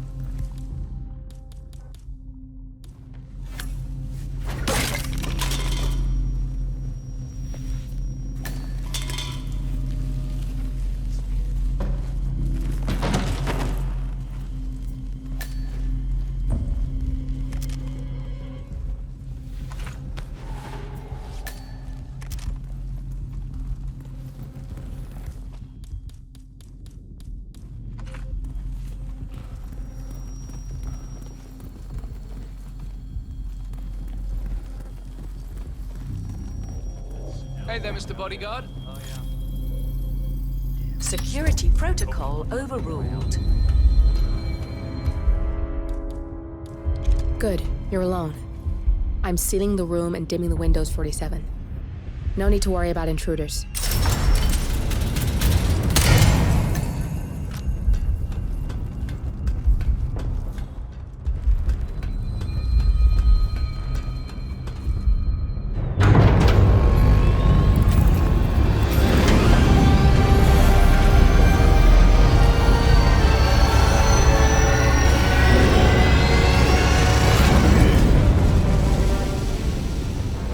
It's all here.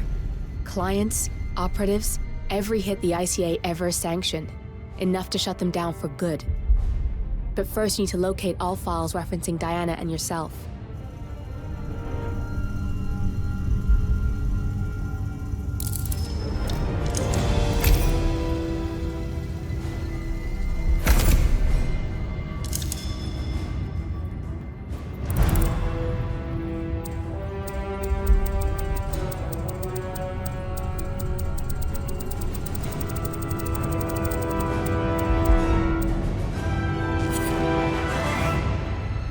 Tell me, what did it feel like? Taking lives? Random. Disorder. Well, we are here. Basic training starts at 0600 hours. I should leave you to prepare. Perhaps I see possibility where others see limitation. I choose him.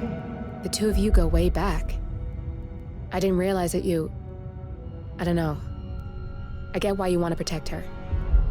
So, wipe all the data referring to the two of you from their system before we publish the rest.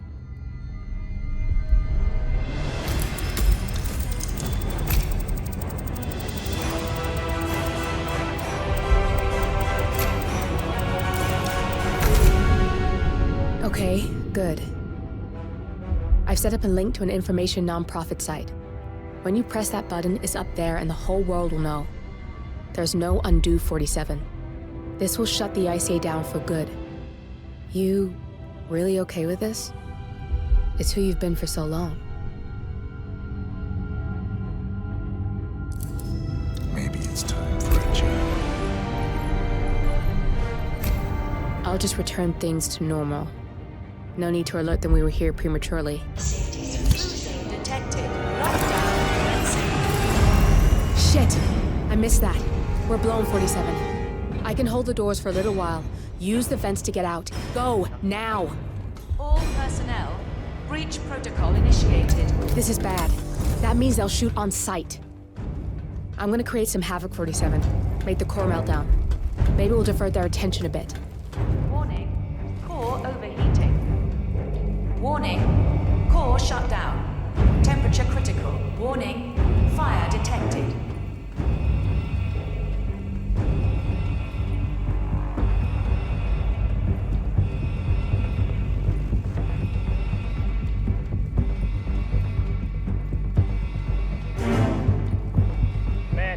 Nothing in my position, over.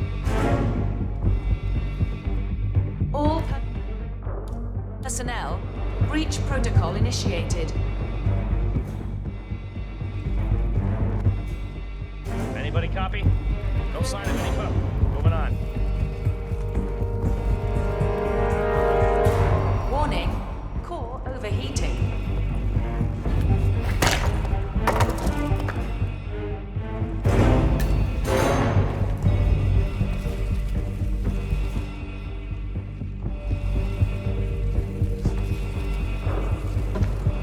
Warning, fire detected.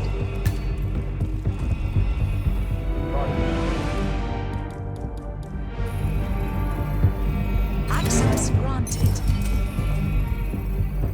Security protocol overruled. All personnel, breach protocol initiated. Get my position.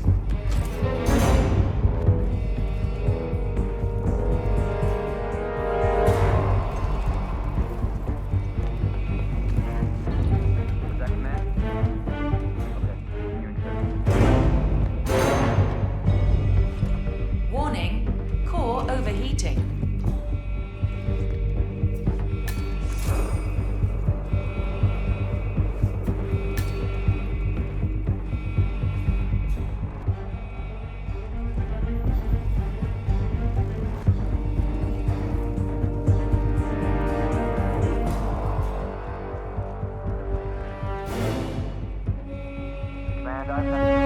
Warning, fire detected.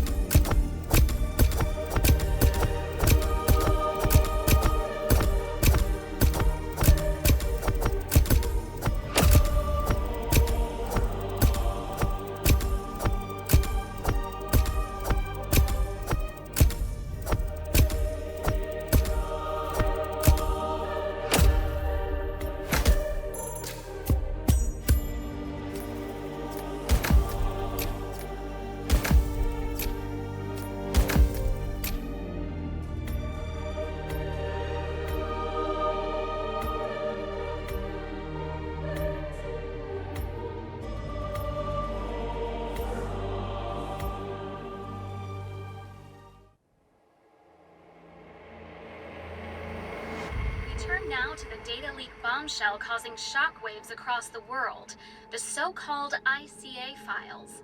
The disclosure of You win. So, what happens now? The ball's in your court, Miss Burnwood. I do have other candidates, you know. Most of whom have never tied me to a chair. You've seen the news. That was 47 acting on his own. He is untethered, he is unstoppable, and he cannot be bargained with. He will find you, Mr. Edwards, and I'm the only chance you've got. I'm listening. 47 has one weakness. Me.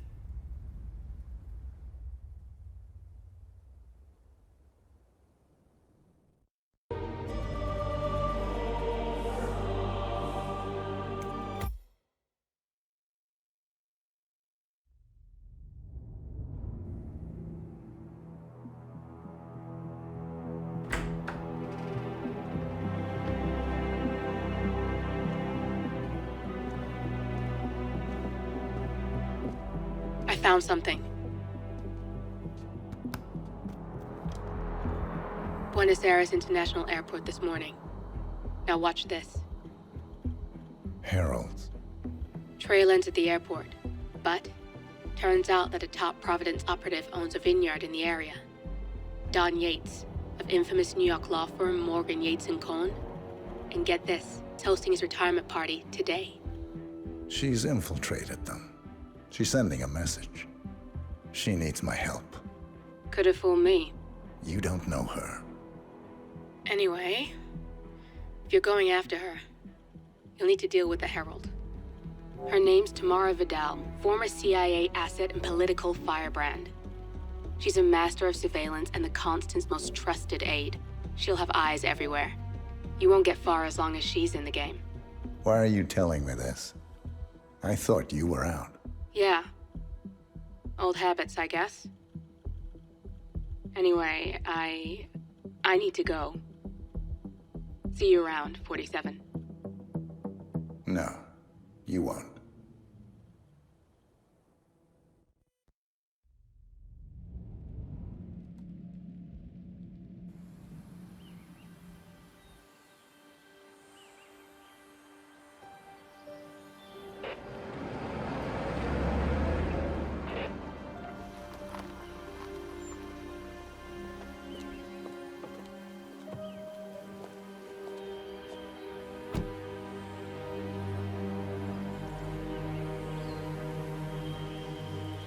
Because you're not an idiot.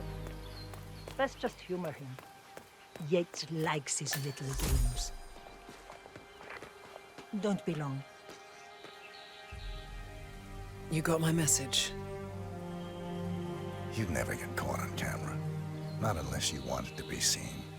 So what's the play?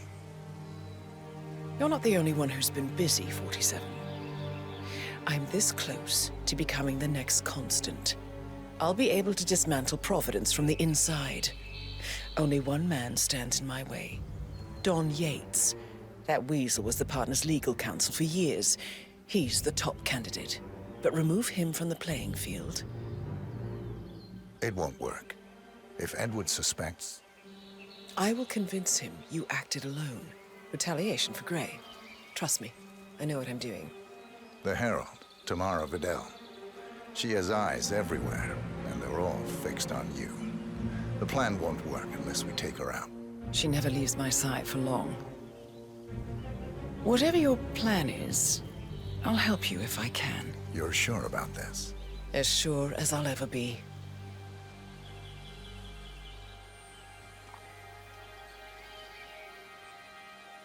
Here, I got you an invitation, just like old times.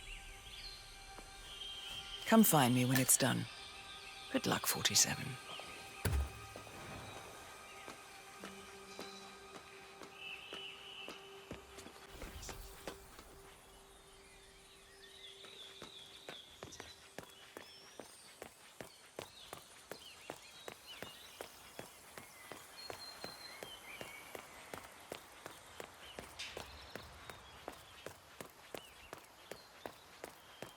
Ready, Pam? 3, 2, 1, and... For more than Valentina must be over the moon about John stepping down. She's been living alone here for, what, 6 years? Ever since the scandal that ruined her career. Bienvenidos to Viñeda Yates, senor. May I see your invitation, please? Gracias, senor. Enjoy the party. Sup?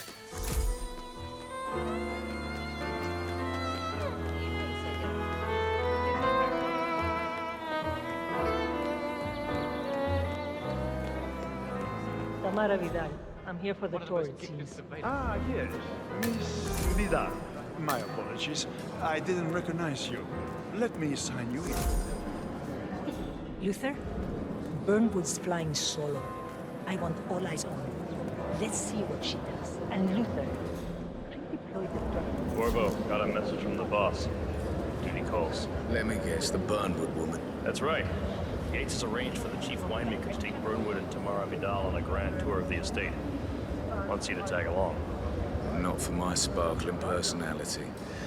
This Burnwood woman sure has his panties in a twist. Wonder what the deal is. Yates' business is his business. Just get yourself ready and sign into the visitor center. Oh, have a drink on my behalf. I don't drink. Makes me sentimental. A private tour of the estate. Diana, Vidal, and this fixer, Corvo Black. Black is a threat, but also an opportunity.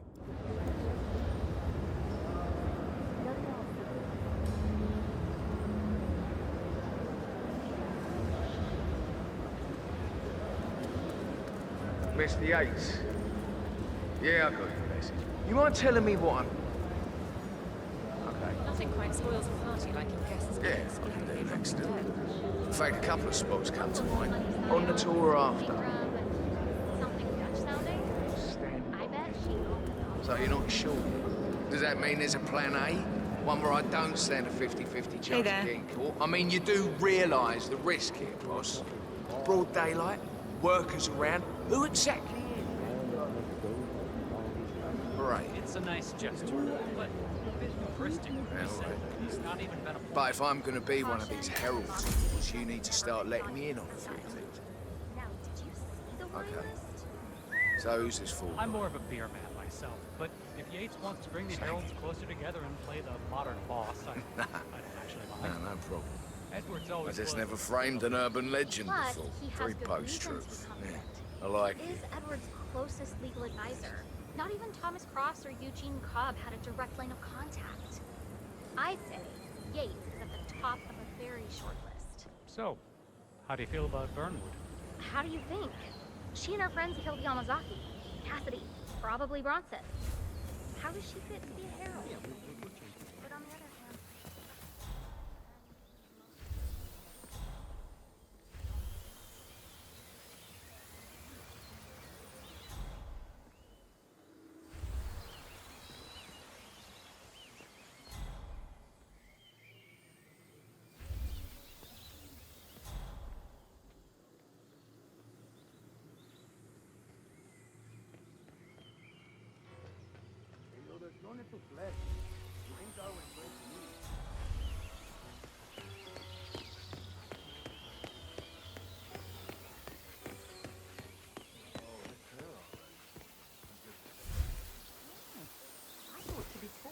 Everyone looks tall on stage.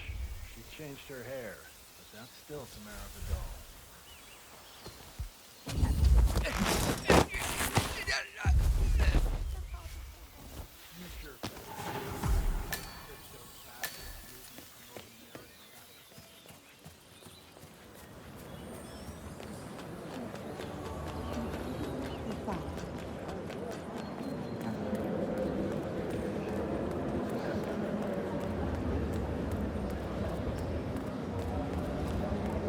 Greetings. Hello there, and welcome to the... Corvo Black. I'm on the tour. Right, Mr. Black. Welcome. Miss Burnwood and Miss Vidal will meet you down by the wine fields. I trust you know the way. I can find my way around. Enjoy the tour. One of the most gifted surveillance specialists ever to graduate. Right one.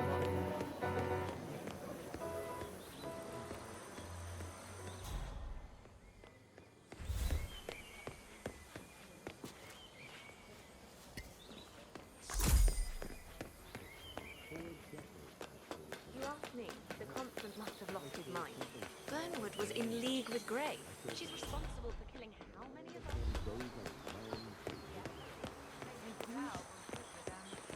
Over here! You two must be Burnwood and Greetings, Vidal. sir. And you must be Yates's garbage man. Sorry, but I didn't catch your name. This is Corvo Black, Tamara. He's a ICA regular. I only work with the best. Well, we're all here, it seems. Except for our guide, the chief winemaker. Looks like we're stuck here until someone fetches him. Mr. Black, I'm looking in your direction. Hold on. I'll track him down. Attaboy. Do try and bring him back in one piece. Counterintuitive as that may be. That was a bit rude. Yes. Yes, it was.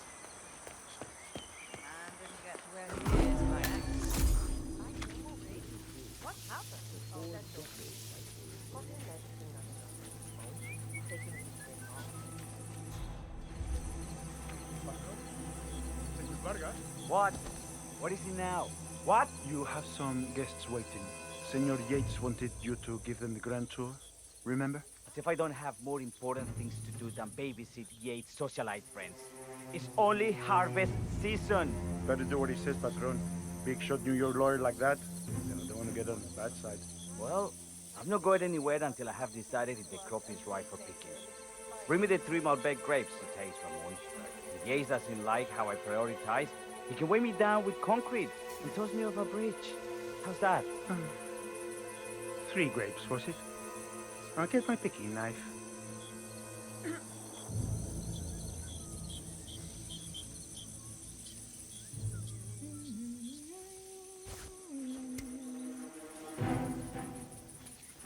Now, what am I doing here? Come on. I left it right...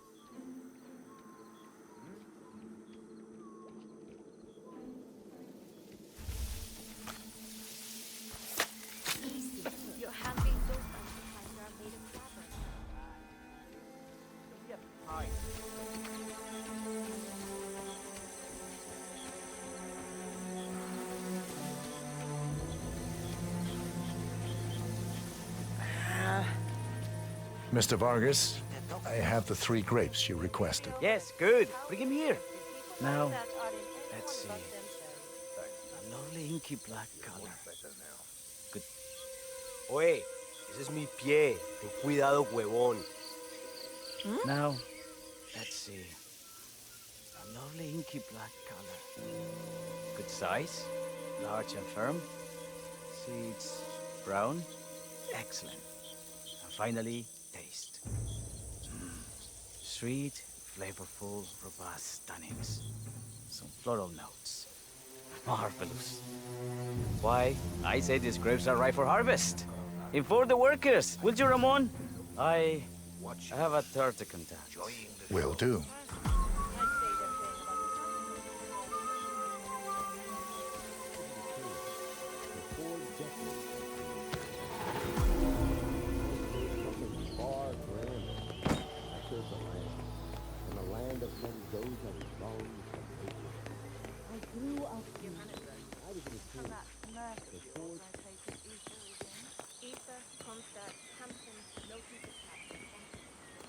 Hey! Ah, my fellow wine lovers. Hello! Welcome to Viñeda Yates. I do apologize for the delay. The Malbec grape is a demanding mistress. So, I am Gabriel Vargas, Chief Winemaker, and I will be your tour guide. Any questions before we start? Yes, but you're not going to like them. We're good. Lead the way, Senor Vargas. Wonderful. Follow me. These are busy times. In fact, we're just about to harvest this year's crop. Great expectations. So, how do you like Argentina? Like everywhere else. Full of Americans. First stop on the tour is the production floor, where our prize-winning Malbec grapes are processed. We insist on steaming every grape by hand, which means that during harvest season, the grapes do tend to pile up. Luckily, we have plenty of storage space. Our equipment is state-of-the-art, including an industrial-sized freezer unit, and last but not least, our trusty grape crusher. Interesting. Wouldn't you say, Mr. Black? Follow me, please. Wake up. Right. Get the radio. Are you a wine man, Black? Somehow you don't seem the type. Oh, I believe Mr. Black here is something of a jack of all trades. Isn't that so? I dabble. I see. I just thought Yates might be sending a message. My mistake. So, have any of you been to our vineyard before? Only on business. Next on our tour is the fermentation atrium, where the wine goes through its primary stage of fermentation. In these big open tanks, yeast converts the sugars in the wine to alcohol in a process that lasts between 5 and 15 days. This is also where we squeeze the mass into a fine juice using our grape presser before the longer secondary stage of fermentation. Fascinating. Now, before we move on... I have a question. It's... perhaps we can take a closer look. Certainly. Lead the way.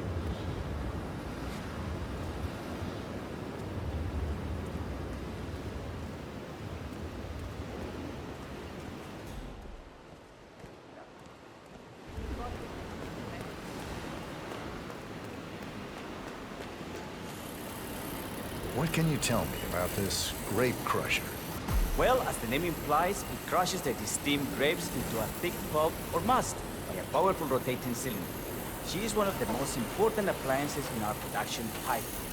Have you had any workplace accidents? What? Fall into the vat and get crushed to a pulp? You'd have to be a bona fide idiot. Waste of space, if you ask me. Yes, well, fortunately, we have had none of that. So if... Other questions? What? Huh?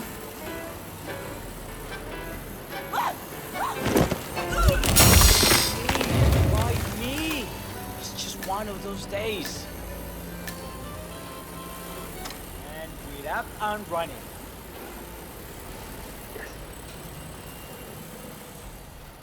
What happened to your colleague? Urgent call. Something about work. I don't think she'll be coming back. Oh well. I'm sure she can find her way out. Let's proceed. Excelente. So let's continue to the barrel room. If you'll follow me.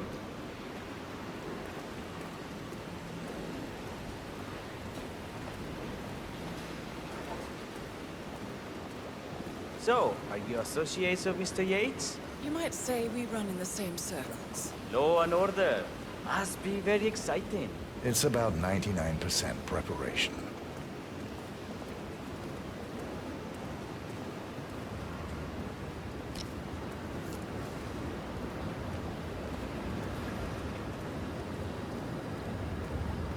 Are you enjoying yourself, Mr. Black? It's all very inspiring. I could see you retired to a place like this. Winemaking speaks to your meticulous nature. Surely you don't plan to be Yates's fixer forever? I have been told recently to think about the future. And so we arrive to our final stop, the barrel room. This is where we store the wine during the secondary stage of fermentation. The area behind the glass is where we keep our most precious bottles, including a 1945 Grand Paladin, the most expensive wine in existence. The access doors, which are made from ballistic glass, can only be unlocked from the security room high above our heads. Remarkable.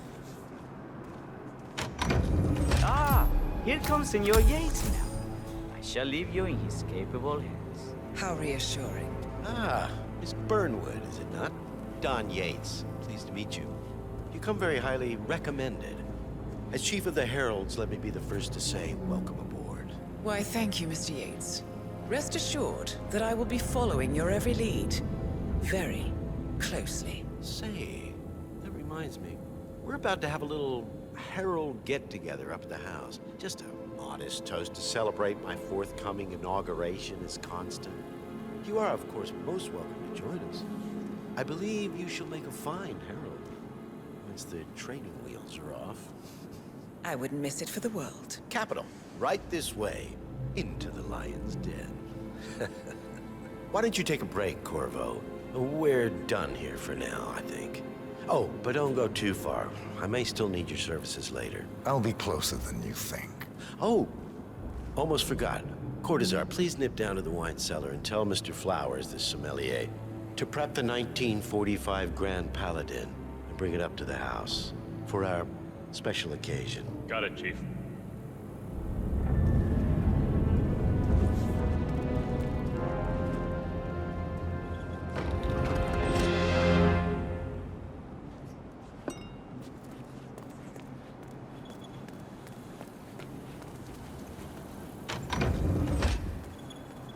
Flowers. Mr. Yates wants the 1945 Grand Paladin brought up to the house. Special occasion. Did aliens land on the front lawn? Have the ghosts of Jesus, John Lennon, and Ava Perón unexpectedly come for dinner? Help me out here. What could possibly be so special? Above your clearance, Flowers. Just fetch it already. A meeting in the Roots Ocean. What's the passcode again? Last year of World War II. If you have to look it up, shame on you.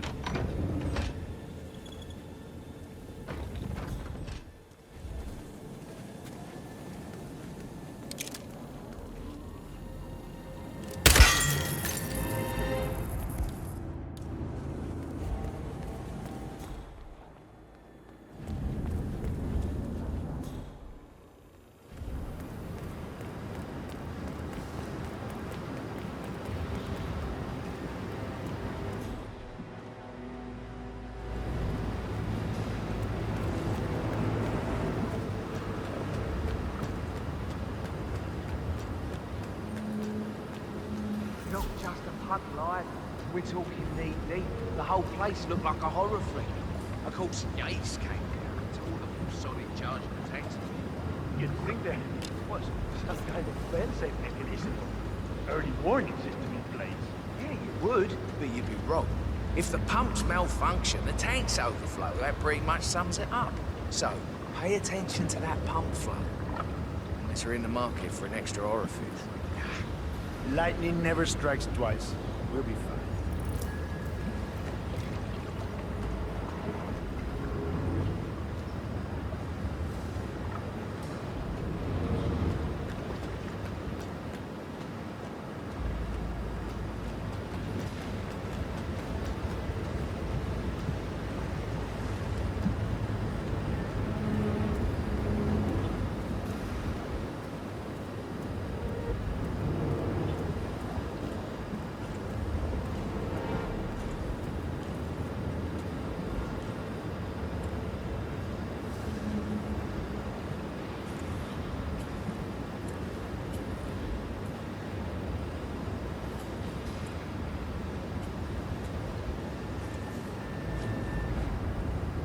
Hey, Did you double-check the pump seal like I asked you to?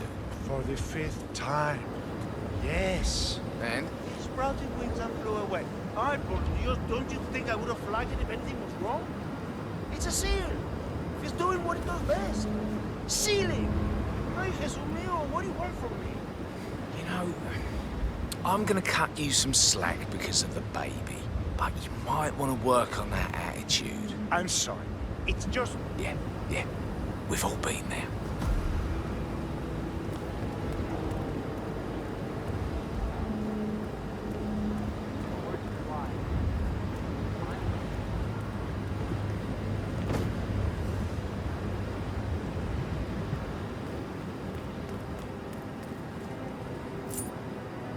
For decades I served the law. Now, I serve something far grander. I serve the land. And the land of Mendoza belongs to me.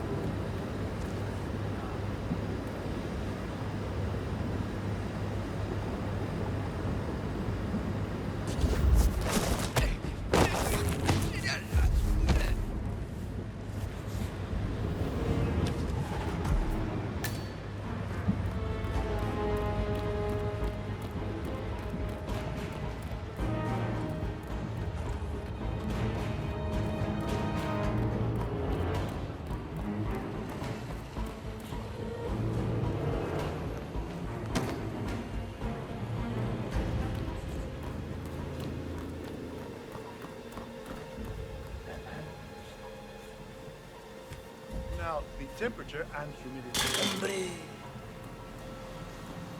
Okay, now. Wait here, and I'll look into it, huh? That's a great idea.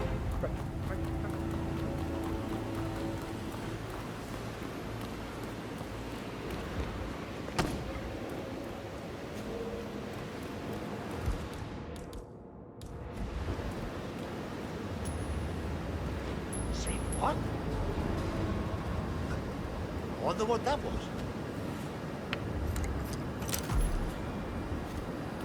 Where are we?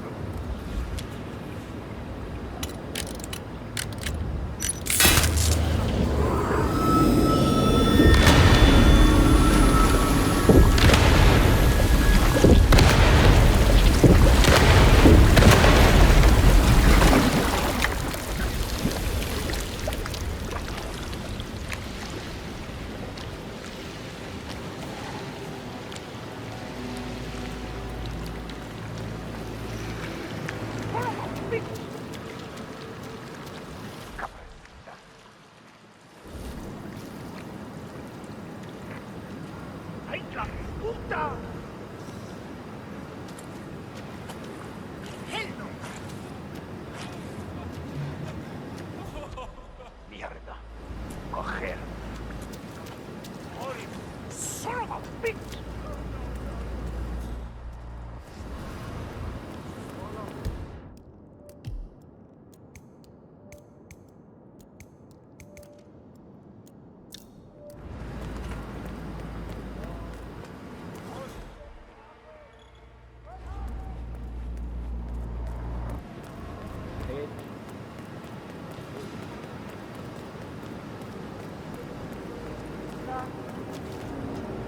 Max! It was a unicorn! I didn't never even come to touch you!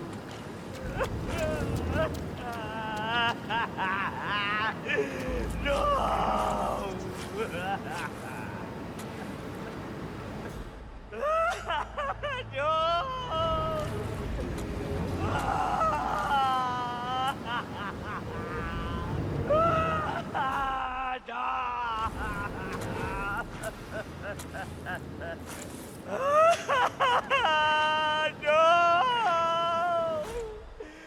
Why? ¡Ay, la puta! Sí.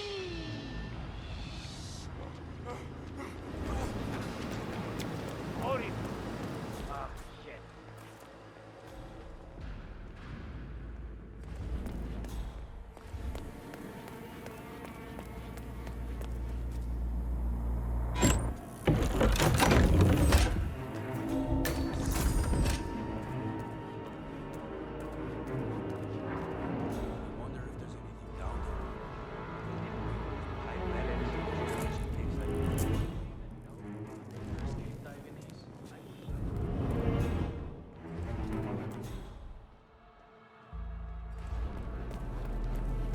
not be that different. Aerospace.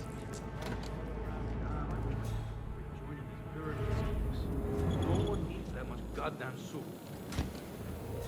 I never really understood why people bother with this mother. You just remind me of my friend. Your grandmother? Nah, she must have been hard as hell. She had to be my then. I bet yours was too. You just don't know it. You don't know her.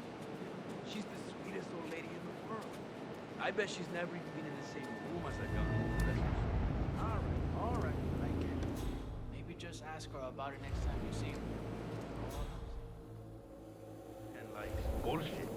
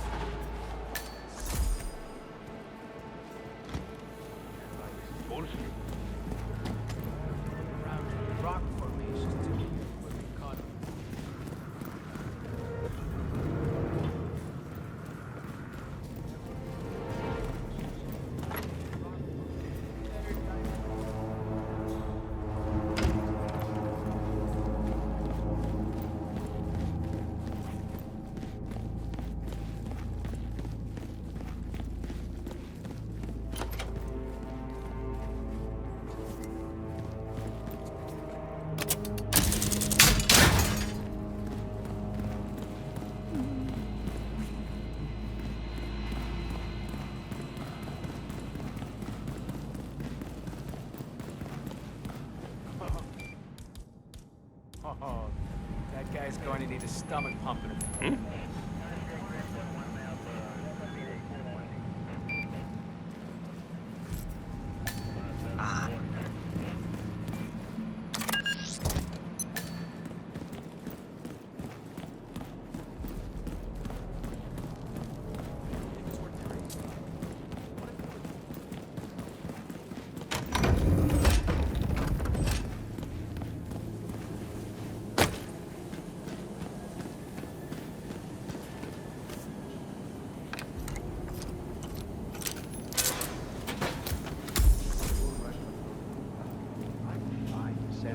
It's just the 1945 Grand Paladin.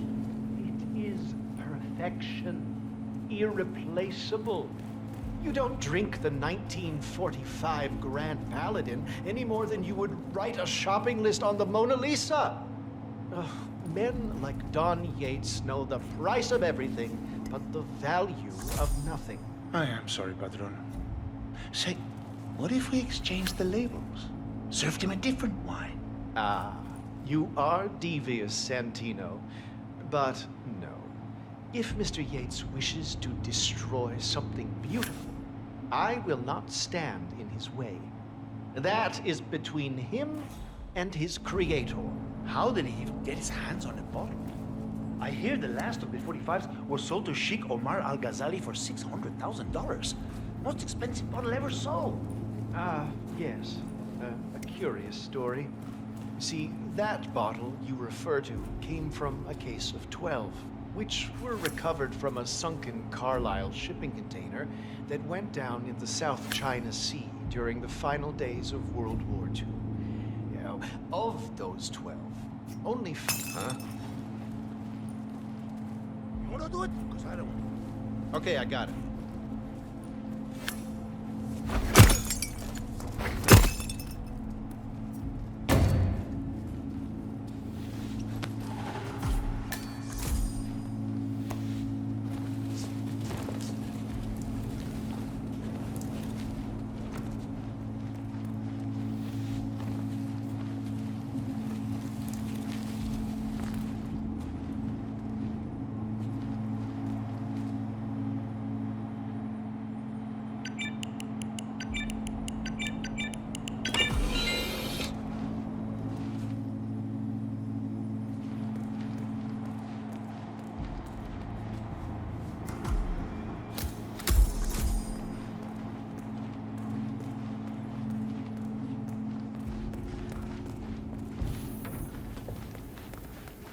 Sir, I present to you the 1945 Grand Paladin. Huh.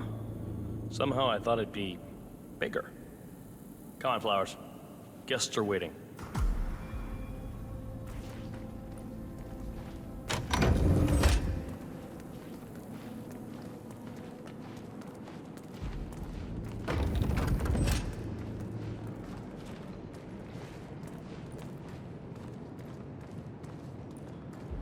Go on, get yourself patted down.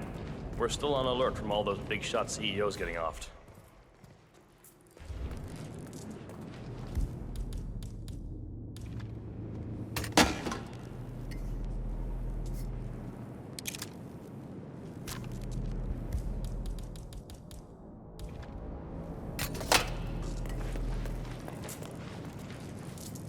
Hello there, sir. That's good. Keep those arms there. Don't move.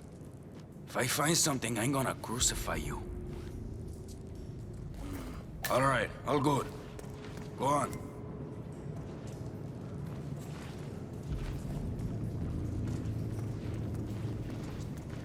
So here's the deal, Flowers.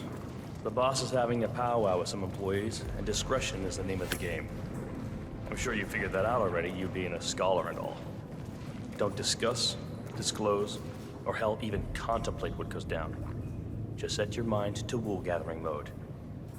You think you can do that for me, Flowers? Worry not, Mr. Cortazar. I'm the very soul of discretion. Good man.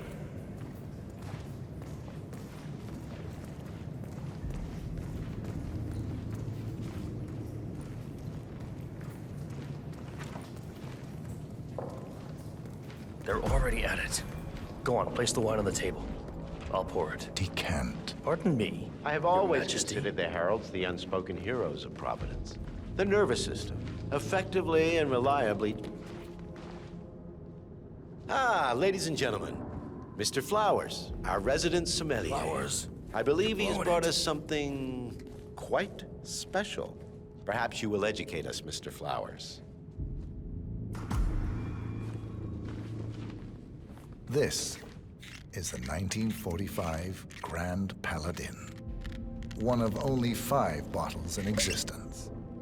The vintage is legendary, the proverbial unicorn wine. The year was hot, the wine's super concentrated, and thanks to hail and frost, the production was small. Only 300 bottles were ever produced. And when the vineyard was bombed during the closing days of World War II, only a single crate survived.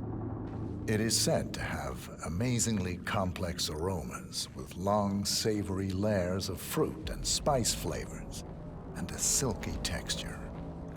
Enjoy. Wonderful. Thank you, Mr. Flowers. Feel free to stick around in case our guests have questions. This wine was gifted to me by the Arch Society in acknowledgement of my firm's legal services. It stands as a powerful reminder that Providence draws its strength not from force, but from partnership. We are but a few, and yet together we are unstoppable because we stand united. My friends, loyalty is everything, which is why we cannot allow traitors into our ranks. Ah, yes. Here it comes. This woman has waged bloody war on us. More than a dozen heralds and operatives dead. Your colleagues and clients, my friend, Ken Morgan. Not to mention the partners themselves, our founders, our benefactors. Make no mistake, this woman's hands are soaked in blood. Our blood. And Arthur Edwards, the new supreme head of Providence, is handing her the keys to the kingdom. Now, does that seem right to you, my friends? Does that sound like loyalty? Oh, I agree. Yes. Perhaps Edwards simply recognizes talent when he sees it. Perhaps this is why I am also in the running to become constant. And following this childish outburst, I dare say I am in the lead. Dawn. God, did she say? You're lying, of course. Which only proves my point. You cannot be trusted, Miss Burnwood. This woman will be our downfall. That is, unless we take matters into our own hands. You are heralds, sworn to protect Providence against all threats, including inside ones. I have devised a plan. Together we can make it work, but you have to decide now, my friends. Are you with me? Yes. Yes. Yes. I'm in. I agree. Yes. Escort Miss Burnwood to my office. I'll join you shortly. Right. Move it. Let's go. I'm warning you, Yates. This will not go your way.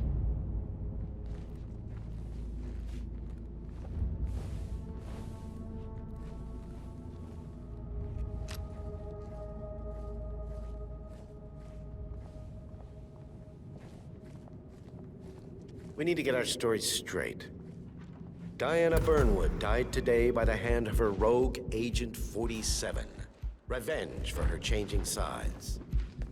This is what Nope, no all access. attest to. Remember, You don't Flowers, have it. Sorry. you never saw a thing. Not a damn thing.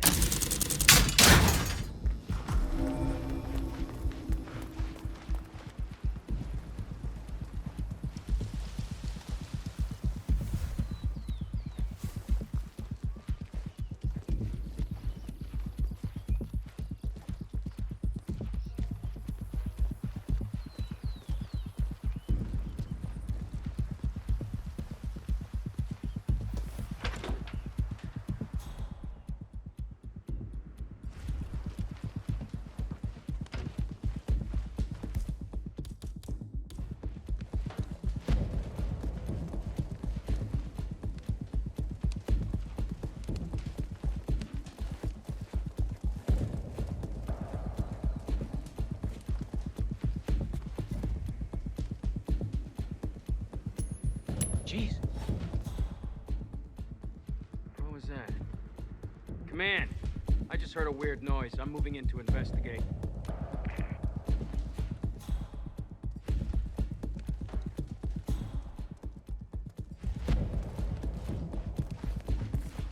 Awesome. Took you long enough. Quick, clear the floor and get yourself a guard outfit. Yates won't be long.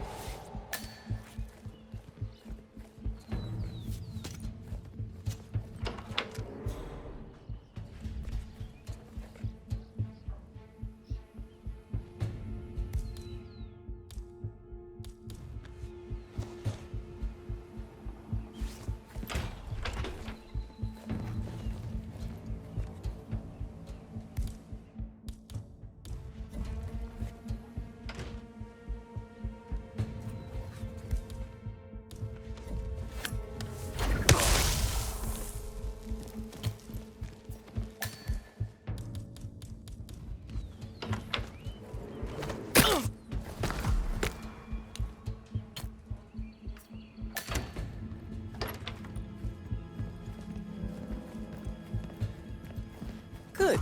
I was beginning to worry. Were you? No. Listen up, 47. Yates will be here shortly.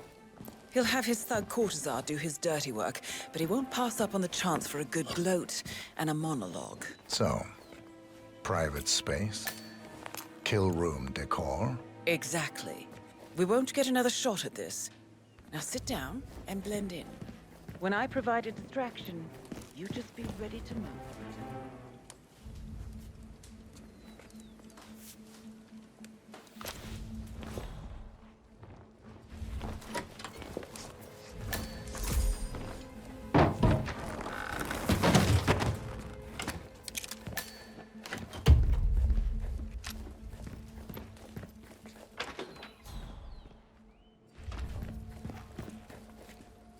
Corvo, pick up your damn phone. Plan B is a go. I repeat, Plan B is a go. Start prepping a crime scene like we discussed. Remote, staged accident. Cortazar will bring the package. Get it done.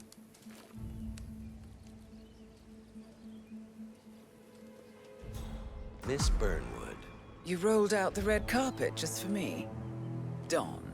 You shouldn't have. So confident, even in defeat. I suppose you're not used to danger, always safe behind your screens.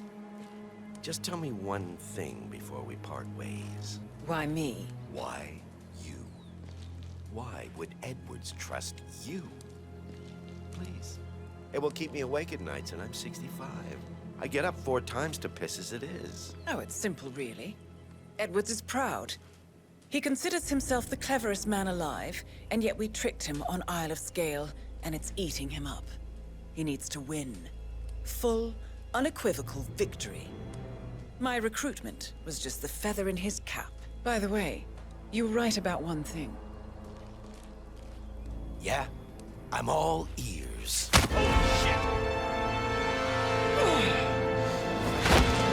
out this one. I heard that. What are you doing, you asshole? Don't stand there! Shoot her!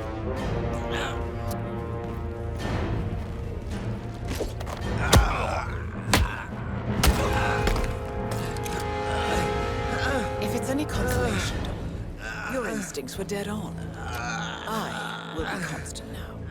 And I will make it my mission to tear down Providence brick by brick.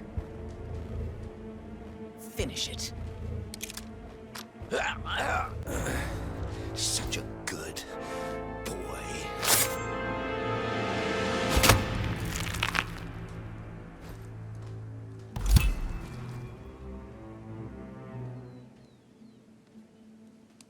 Well done, 47. Better get rid of the body. Won't be long before they come looking. When you're done, meet me on the dance floor. Oh, and dress appropriately.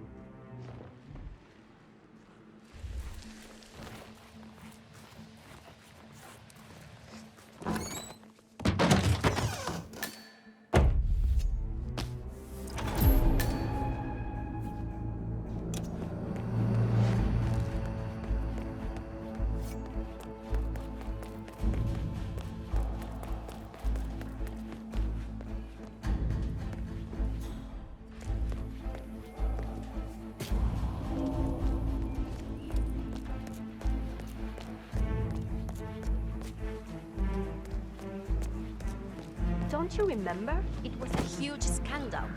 One of those... I don't know. Whatever things. Probably keeps something weird inside. Weird? Like how? All my clients have kept something weird.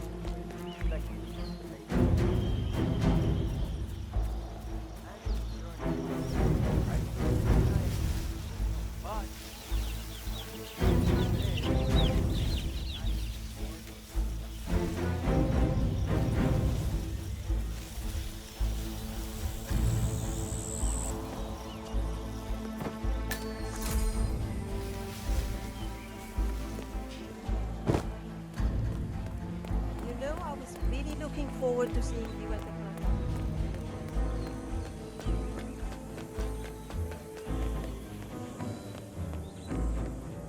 47.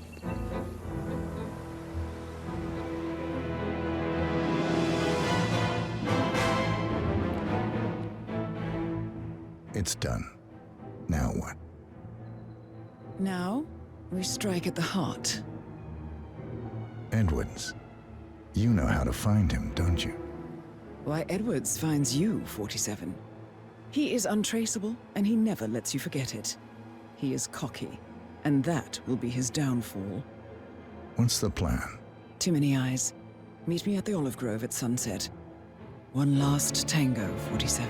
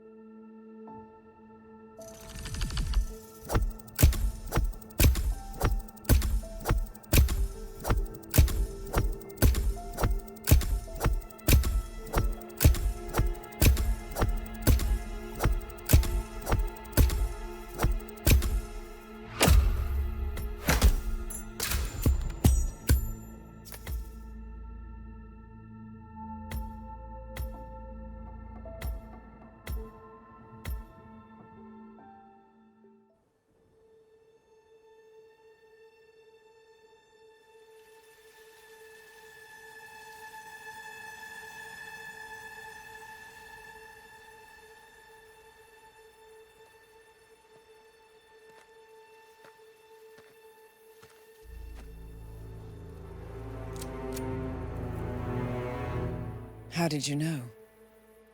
Your deal. That kind of power always comes with a price.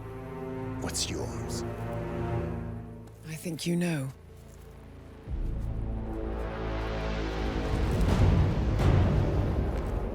I am sorry.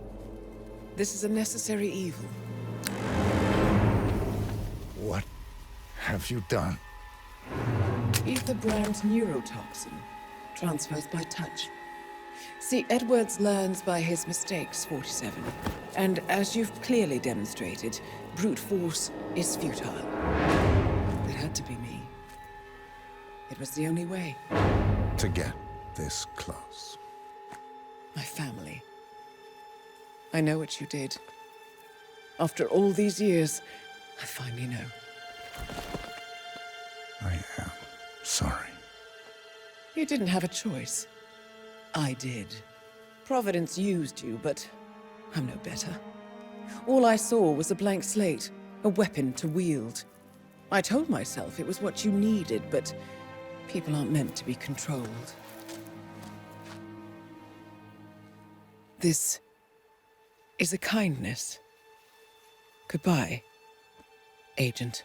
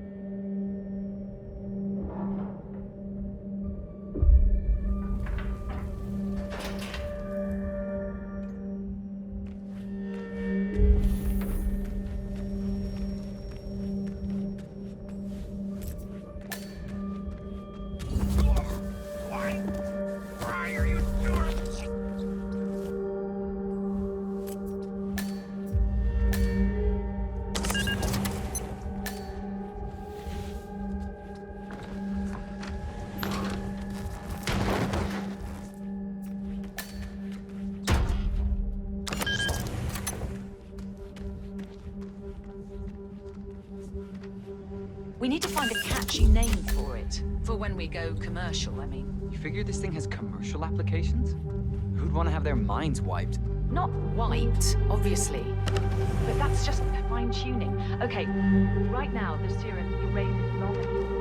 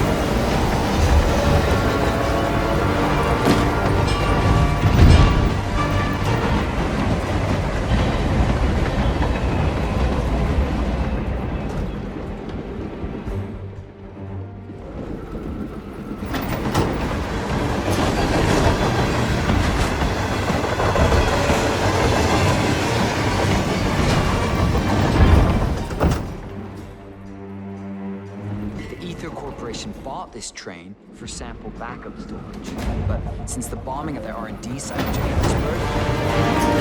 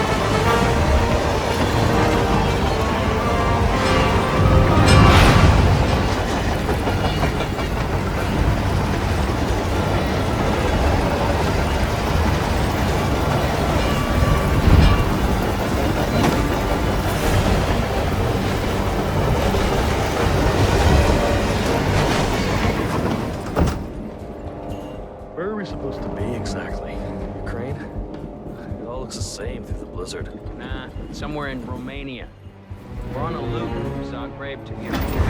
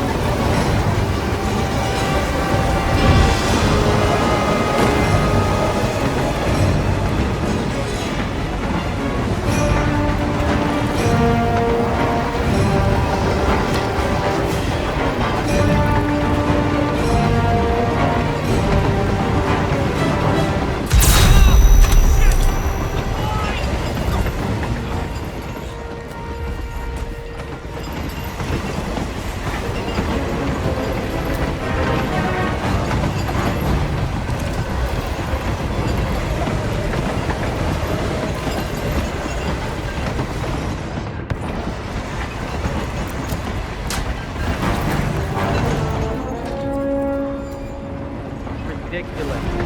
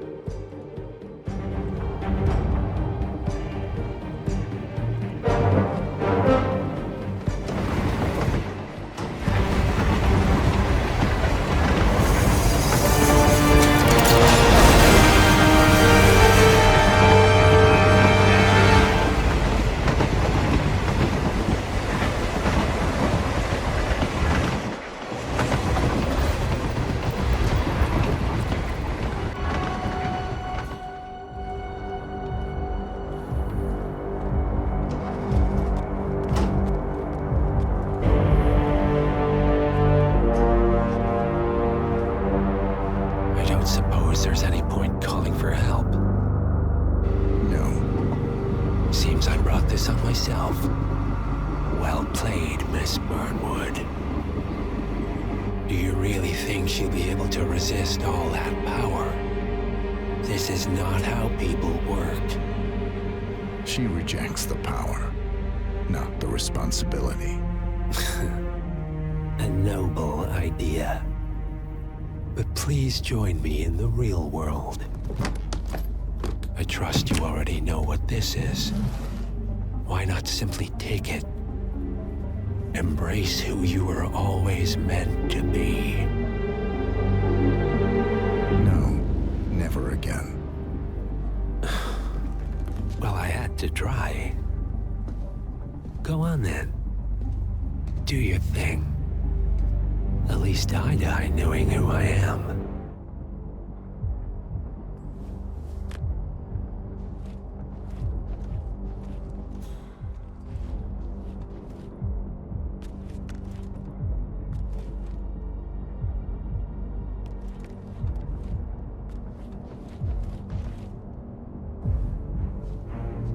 What are you doing?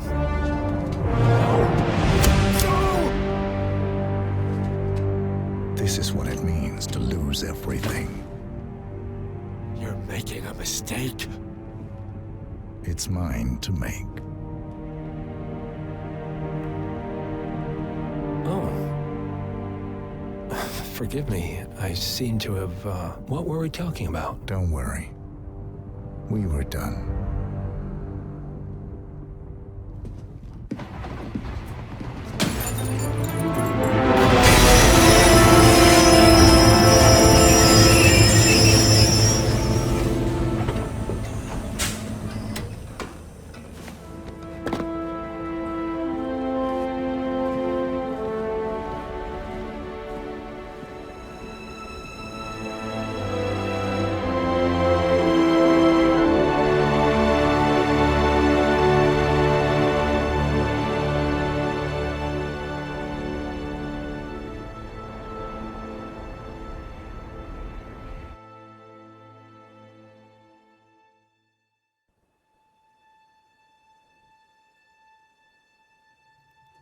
The string of resignations at the top level of international finance continues as Milton Fitzpatrick CEO Alexander Fannin joins the president of Hamson Oil, Quantum Leap founder Tim Quinn, and plenty of others step down.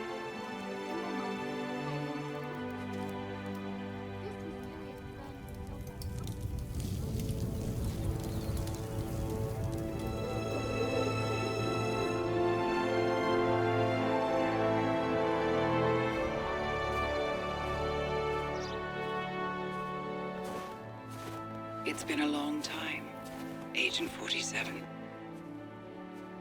That's not who I am anymore. The pact is done. The past, dead.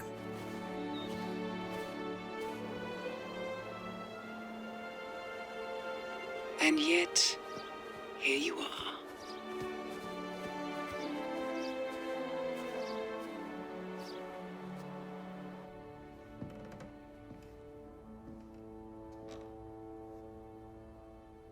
I choose this path because I can. There will always be people like them. So there will always be people like us. No one is untouchable. It's good to be back.